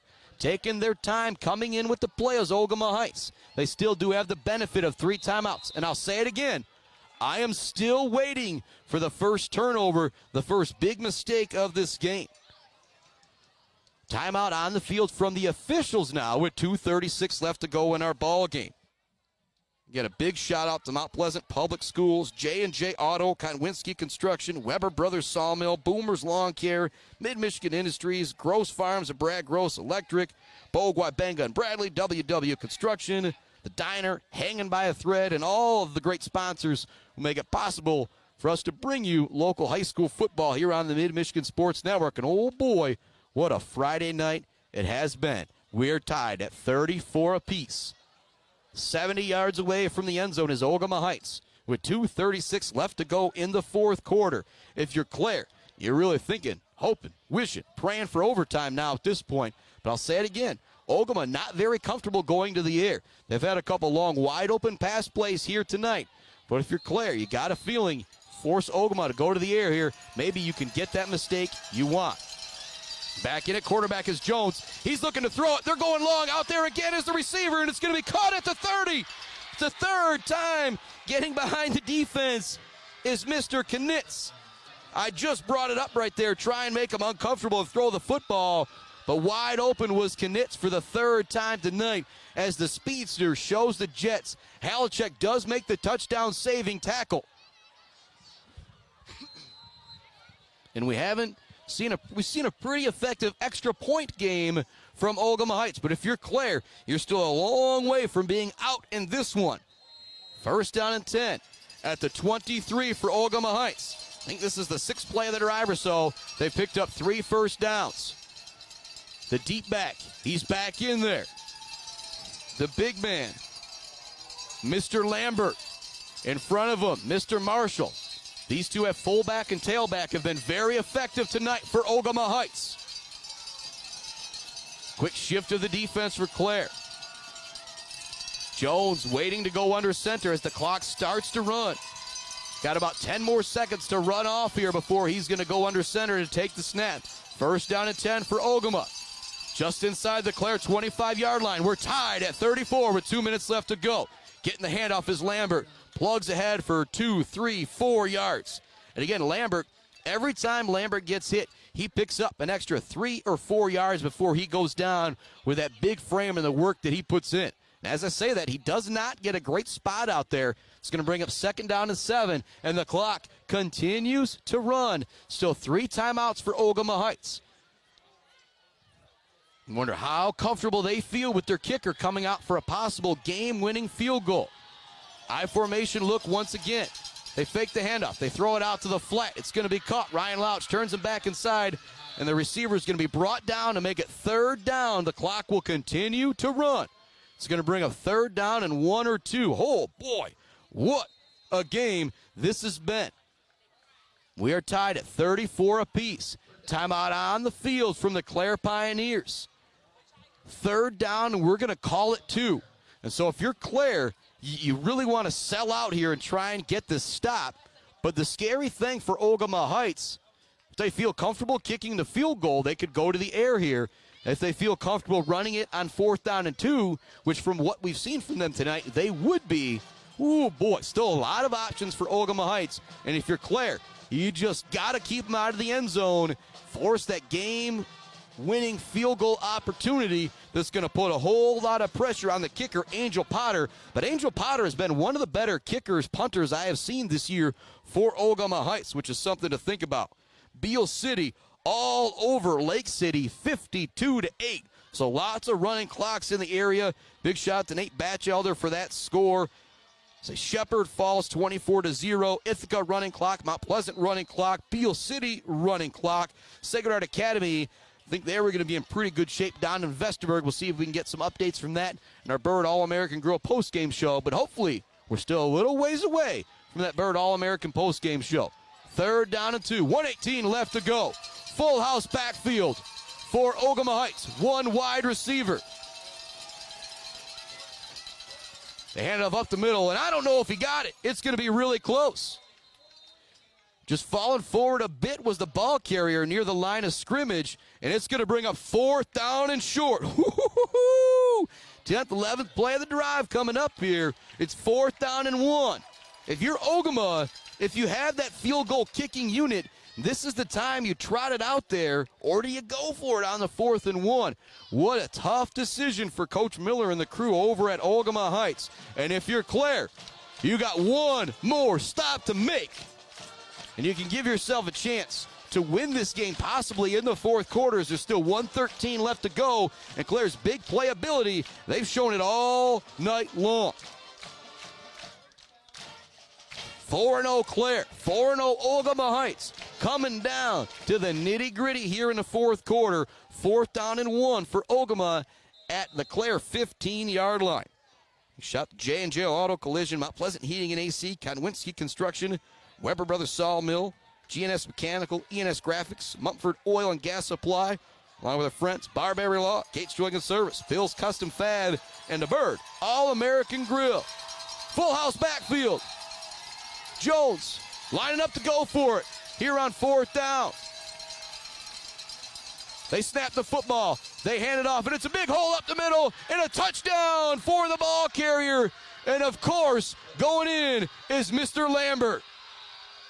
Colin Lambert has showed so much heart here tonight for this Ogemaw Heights team, dealing with cramps. But he takes it in on the biggest play of the game right there for the touchdown on Lambert on 4th down and short. But there's still 1:08 left to go for the Pioneers. They've been able to score quickly. This one is not over. 1:08 left to go in our 4th quarter, and Lambert with the big 4th down TD run. Extra point is up, and it is just, it is good. It's going to make it 41-34 with 1:08 left to go in our ball game, and we are not sending this broadcast anywhere for the duration until we head on into our Bird All-American Grill postgame show, because this is the type of game you cannot miss a single moment. 41-34, 1:08 left to go in the 4th quarter. Clare with a chance to make something happen here, and if they do get into the end zone, then what do you decide? Do you go for the tie, or do you maybe go for 2 and the win? Big shout Mount Pleasant Public Schools, Jen Verlager and the crew being big supporters of what we do here on the Mid-Michigan Sports Network, even when we're not covering Mount Pleasant High School. And with the student station covering Mount Pleasant games, doing such a great job on YouTube with Brett and Scobie on the crew. That's why you might not see us at as many home Mount Pleasant games as you would think. We want to give them the spotlight, give them the love. We'll have the links coming for all their games soon at MidMichiganSportsNetwork.com, where you can find links to all my podcasts, all the past games that I have done with our local schools. Clare, Ithaca, Shepherd, Mount Pleasant, Beale City, and Sacred Heart Academy. The main 6 that I'm covering. But there's a school a little bit out of that area. It's the last team left in the playoffs. We will surely jump on that bandwagon as well, because the goal is to bring you as much high school sports as possible, because these youngsters, these coaches, these officials, they all deserve the love for what they're doing. Here comes the kick from Ogemaw Heights. They don't go with the little onside there like they did. Actually, think about that. 1:04 left in the 2nd quarter. They kick that onside. If Clare doesn't score that touchdown, who knows what this second half is like. Here comes the kick. It's going to take a bounce at the 30-yard line. Conan Weeks is going to field it, and he's going to go out of bounds. Clare's got 70 yards to go. They've got 1 minute and 8 seconds to do so. They've shown the ability to have big plays here on this night. But now Ogemaw is going to be ready for it. They're going to play a little bit of that prevent defense, and Clare has 0 timeouts. That is something to remember. Arthur's going to line up in the gun. Line up to his right in the slot is going to be Louch. Line up wide to his right is going to be Halachek. It's Alexander in the slot to his left, and Weeks lined up wide to his left. In the backfield with Arthur is Van Bond. Arthur drops back, looks to throw. He's flush. He's going to throw it over the middle. It's going to be incomplete. Big hit in the backfield going against Arthur as well. But again, the senior homecoming king is a lot tougher than I am as he gets up. I want to say no worse for wear, but maybe just a little worse for wear. 1:04 left, 4th quarter. It's 41-34. Ogemaw with the lead. Clare looking to battle back. They have not led in this game, period. Quick throw over to Halachek. He's going to catch it at the 40. Looks to stiff arm a man. He does a good job of getting himself out of bounds. It's going to bring up 3rd down, and we're going to call it 5. And if you're Clare, do you maybe think about running the ball here in this situation? Actually, it's going to be a good spot for Halachek. It's going to be 3rd down and 2. 1 minute left to go. Clare, last opportunity right here. Ogemaw ready to bear down. 4 guys on the defensive line ready to go after Arthur. It's going to be a quick throw over to Weeks. He dives to make the catch, and it will be first down yardage. Conan Weeks has done a great job on the little comebackers several times tonight. Whether it's a 3rd and 2, a 3rd and 6, Weeks is the guy they want to go to for some of those short out throws, and it's been effective. 56 seconds left to go. Again, no timeouts for Clare. Arthur dropping back, looking to throw. He's got a man over the middle. It's going to be complete, but the clock will continue to run. Quickly up is Alexander. Quickly to the line is Clare. 2nd down and 4. 40 seconds left to go in the 4th quarter. Shotgun look for Arthur. He drops back, wants to throw. He's flushed to his right. Zings it as long as he can, looking for Halachek. Halachek goes up. It's knocked away from him defensively by Ogemaw. That'll bring up 3rd down and 4. I like the decision, though, of Jaden Arthur. He kind of pointed where he wanted Halachek to go. It's getting to that point in the game where you don't want to take a sack. You want to give your guy a chance to go make the play. He threw it up for him. Halachek got his hands on it, but 2 defenders were able to put a licking on him to force it incomplete. 30 seconds left to go. Clare, 50 yards away from getting into the end zone. It's 41-34. Ogemaw with the lead. Arthur dropping back, looking to throw. He wants to go long to Weeks. It's going to be incomplete. Weeks jumped up, but it was an excellent defensive play from Carter McCluskey. 3rd or 4th time I've called his name tonight defensively for Ogemaw Heights. And now it's 4th down and 4. If you're Clare, you've got to pick up 4 here, or that is it. With 0 timeouts, Ogemaw could take a knee, and that could be the game. Here we are in a ball game on the line. 4th and 4 for the Pioneers. Arthur with 4 wide. He drops back, looks to throw. It's going to be incomplete. Knocked away from Conan Weeks, and another great play defensively from Mr. McCluskey. Carter McCluskey broke up the last 2 plays to give it back to Ogemaw Heights, and they'll be able to take a knee and come out of here with a victory, 41-34, to ruin Clare's homecoming night. And if you're the Pioneers, you're going into that locker room saying one thing: I want another shot at this Ogemaw Heights team in the playoffs. And you might have to go to Ogemaw for that game now. But very similar to Portland St. Pat's Sacred Heart 56-49 a couple weeks ago, 41-34. If you're Clare, you know you got a shot to beat this team if you can see them again. But it's going to take a lot of work to get there. We got your Bird All-American Grill post-game show coming right up. Talk about that Zaid Batchelder Baller of the Game, Weber Brothers Sawmill Timber of the Game, and all of our other post-game awards. Our final, Ogemaw 5-0. Clare now 4-1, but what a battle it was. 41-34. Back with our Bird All-American Grill post-game show right after this on the Mid-Michigan Sports Network. The Bird in downtown Mount Pleasant, open every day but Sunday for lunch and dinner. Delicious pizza, the world-famous Bird Burger, handcrafted, fresh-baked subs, many apps, and much more. There's something for everyone at the Bird in downtown Mount Pleasant, where friends gather like family. The Bird, supporting high school sports in mid-Michigan for nearly 100 years. Handsome Ben's Fab provides professional fabrication work for your home or business. MIG, TIG, and ARC AWS certified, Handsome Ben can fabricate your dreams with steel, aluminum, and stainless steel. Handsome Ben brings 20 years of professional fabrication experience to you. Call Handsome Ben today at 989-802-2405. Let's head back to the action on the Mid-Michigan Sports Network. Welcome on into our Bird All-American Grill post-game show. 41-34. Wow, what a game in this one. Clare trailed 14-0. They trailed 34-19, but they continued to battle. They tied it up at 34-34 with 4 minutes left to go in our ball game. But then it was the 5th 10-play drive of the night for Ogemaw Heights, and Lambert took it in for about a 12-yard touchdown run on 4th down and 2. Clare got it back with 1:08 left to go. They got it to their 50, were able to move it a little bit, but a couple great defensive plays from Carter McCluskey ended the game for Clare. But, oh, boy, what a battle. 41-34, the type of game where you say, oh, I want to get another shot at Ogemaw Heights. And I think Clare might have a chance to do that. These two teams be pretty close, probably be in the same region when it comes to the Division V playoffs. But now if you're Clare, you know you're probably going to have to go to Ogemaw to win that game. 41-34 our final here tonight. Shepherd fell 24-0. Ithaca Yellow Jackets a big winner.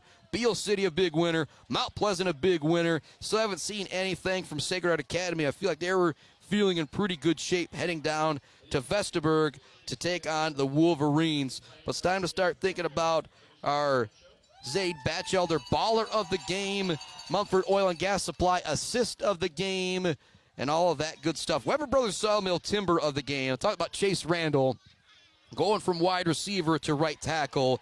He's going to get love all year long from me. But when I think about the timber of the game, the guy that was out there standing tall on the line, you got to talk about the two junior running backs for Ogemaw.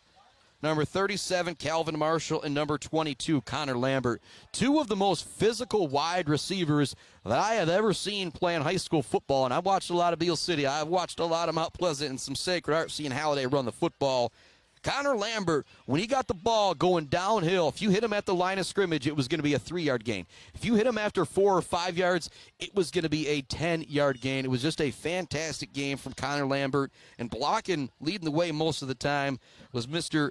Calvin Marshall. Think about that Mumford Oil and Gas Supply assist to the game. Jaden Arthur throwing some nice dimes out there as well, and also give some credit to their quarterback as well, Mr. Jones. And switched out their quarterbacks more than I've maybe ever seen in high school football. And one of the things my buddy Gursky pointed out, when 11 was not in the game, Corey Knitz, you could assure that it was a run. When he was out there at wide receiver, you could be assured they might be looking his way. And he had 3 big receptions that were the difference in this game. He maybe ended up with 4 or 5 receptions for $150 or so. 41-34 final. Last thing to do is kind of talk about that Zaid Batchelder baller of the game. We'll do that right after we hear the Zaid song.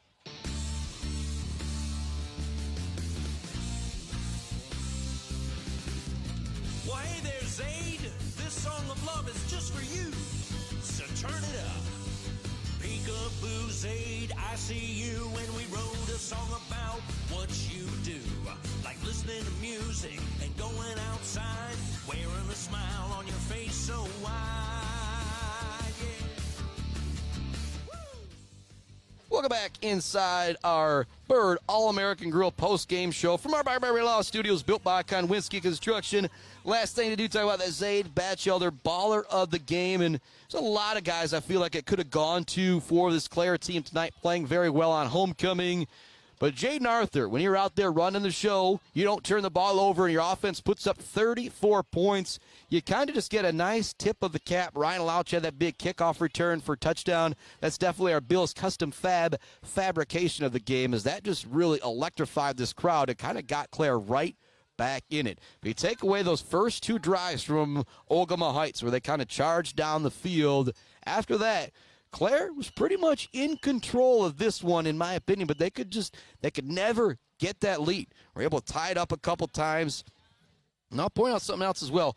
Ogemaw Heights could have gone for that 2-point conversion to make it a 17-point game. If they pick that up, everything's kind of all for naught when it comes to everything else. But Clare continued to battle, but come up just short. But our Zaid Batchelder baller of the game, senior quarterback, the homecoming king, Mr. Jaden Arthur, he was absolutely fantastic. And in this game, I said, Clare did not win this one. They fell 41-34. But I do feel like if you're the Clare Pioneers, you feel like, give me another shot at this Ogemaw Heights team, then I'm going to feel pretty darn good about it. Our final here tonight, 41-34. Clare victorious. Coming up next on the Mid-Michigan Sports Network, probably some middle school football coming up tomorrow at 1 o'clock, but it's another big one next Tuesday at Sacred Heart Academy. It is top-ranked Sacred Heart Academy and highly ranked Breckenridge. Both teams already 20-plus wins on the volleyball season. Talked about the Jack Pine Conference going through this game. The Volleyball Conference Championship is going to go through that game Tuesday night. And then next Thursday, we'll be at Mount Pleasant High School as Sacred Heart Academy hosts Fulton. And next Friday, we're at the Fairgrounds up in Everett as Beale City takes on Everett. But our final here tonight, Ogemaw Heights 41, Clare 34, and a fantastic homecoming game. Adam Gursky, Chris Bachman sign off until tomorrow or next Tuesday here on the Mid-Michigan Sports Network.